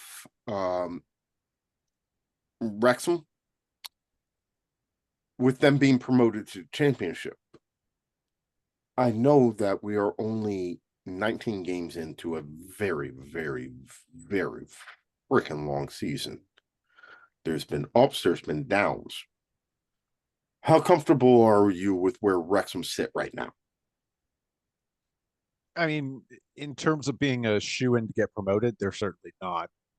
I think the Birmingham matches in hand, I would almost put Birmingham mentally above Wrexham in the table. But Wrexham have been in good form. I mean, 4 straight wins. Can't argue with that. They're they're in the right position to where you want to be. Is that big? I mean, what's more dramatic for the TV audiences? Is it the yay, we got promoted, we came in second, or is it that going to Wembley and winning in the playoffs? It's way more dramatic. I mean, Ryan Reynolds at Wembley Stadium, probably 60,000 people there because it's League One. They're not going to fill it. Let's not get crazy. It's Wrexham. They'll get a turnout because if the US audience knows that they're going to Wembley, they'll get tickets and go. Yeah, so yes. good position. They're holding well. They're holding their position well.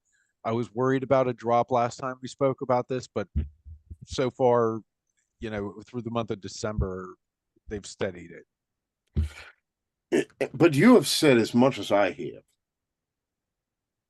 What you don't want to do is end up in the playoffs. Oh, you know me. When you get into the you playoffs, do not drop to the playoffs. You don't drop to the playoffs. That's and the death of I understand for the TV audience, there are 2 options: win the league and win at Wembley. Finishing second and gaining the automatic promotion place from second might not be as dramatic as winning the league or winning a final at Wembley. But man, wouldn't that be nice? Dude, I'm not. Chelsea are probably never going to get relegated, but if they would, yes, I would rather finish second and just get the little banner rather than getting the fake trophy at Wembley for winning the playoff. Yeah, that's those are heart attacks you don't need to have as a football fan, and that's why I love lower league fans, because I mean they put themselves through that. But the upside is tremendous. I mean, I can't just coming in third and then, by 1 point or by goal differential, and then you can't even get it out of the first leg of a playoff. It's some of the most devastating things in sport. I want to wrap up by talking a little bit of women's soccer with you. Orlando Pride win NWSL. They beat Washington Spirit. There was a 0-0 draw at Wembley in between the U.S. women and England. The teams that we expect to be good over in England continue to be good in England. So, bunch of questions I need to ask. I'm going to start with this one. We're having a Club World Cup with the men's side over in the U.S. this summer. how much do we need to see Orlando Pride play the Women's Champions League winner? I think we definitely do. I mean, we certainly need. First of all, I don't Or think. even a 14 tournament. Give me Orlando Pride, Washington Spirit, and the two finalists for the Champions League.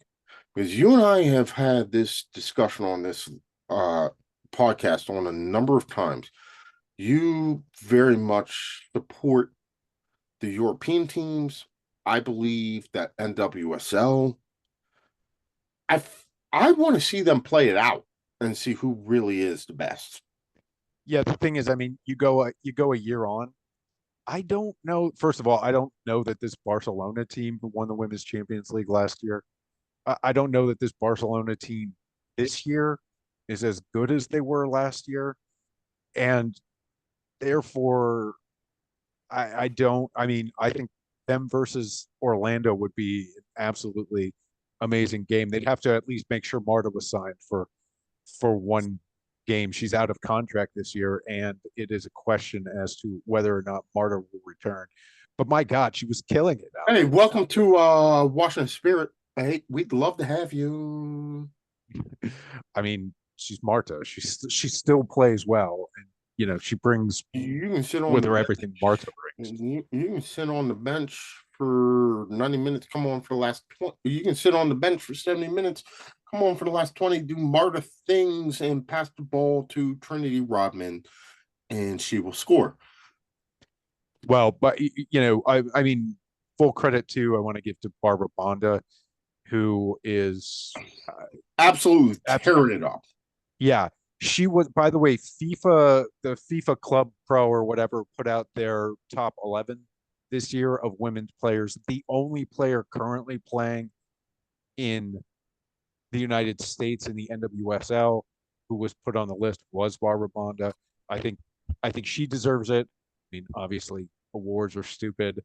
Um, Well, it's stupid but because this I but don't this is what it understand how you can overlook.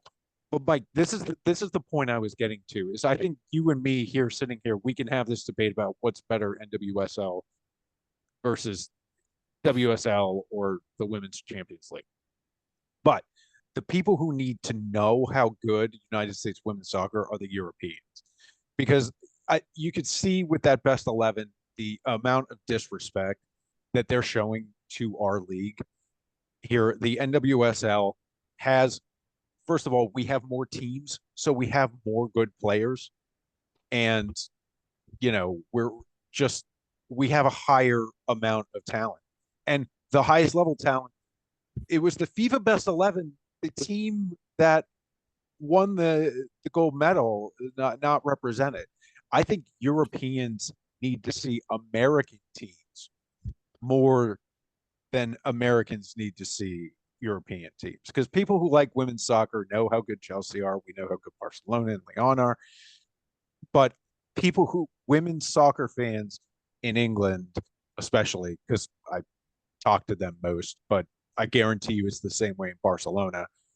Just don't they think oh, their league is whatever. We don't It's have low class. Yeah, they need to see we how don't good have our the teams are. names. We don't have a Manchester United. You're dealing with the Washington Spirit. You're dealing with uh, Orlando Pride. You're dealing with Gotham. These are not names that you recognize. So in order to find them, you have to do research. Yeah, and so that's another good point. It's a big difference. Whereas these clubs like Chelsea and Barcelona, well, maybe not Lyon, but You know the brand. they have $1 billion ad budgets too. They're But promoting the themselves. brand. You know Yeah, the brand. and NWSL teams are not part of established clubs. They are establishing themselves. They are growing in value tremendously. I guarantee you, if you invested $25 million in an NWSL franchise, whenever they put it up, and I don't know how much they cost, but looking at way, way more than that now. It's been a good investment, Orlando Pride but you is almost outdrawn the DC United. yeah, I mean, Washington yeah, Spirit outdrawn. I'm telling you right now, when the jerseys go back on sale, the biggest choice that I have to make in my life is, and you can help me with this. Do I want Trinity Rodman or Corey Bethune? I mean, go with Trent. She's more of the moment. Get your next year. Get Qua. Qua's going to be there for a while. She's like 19. No, but I'm only buying one. Only one ever?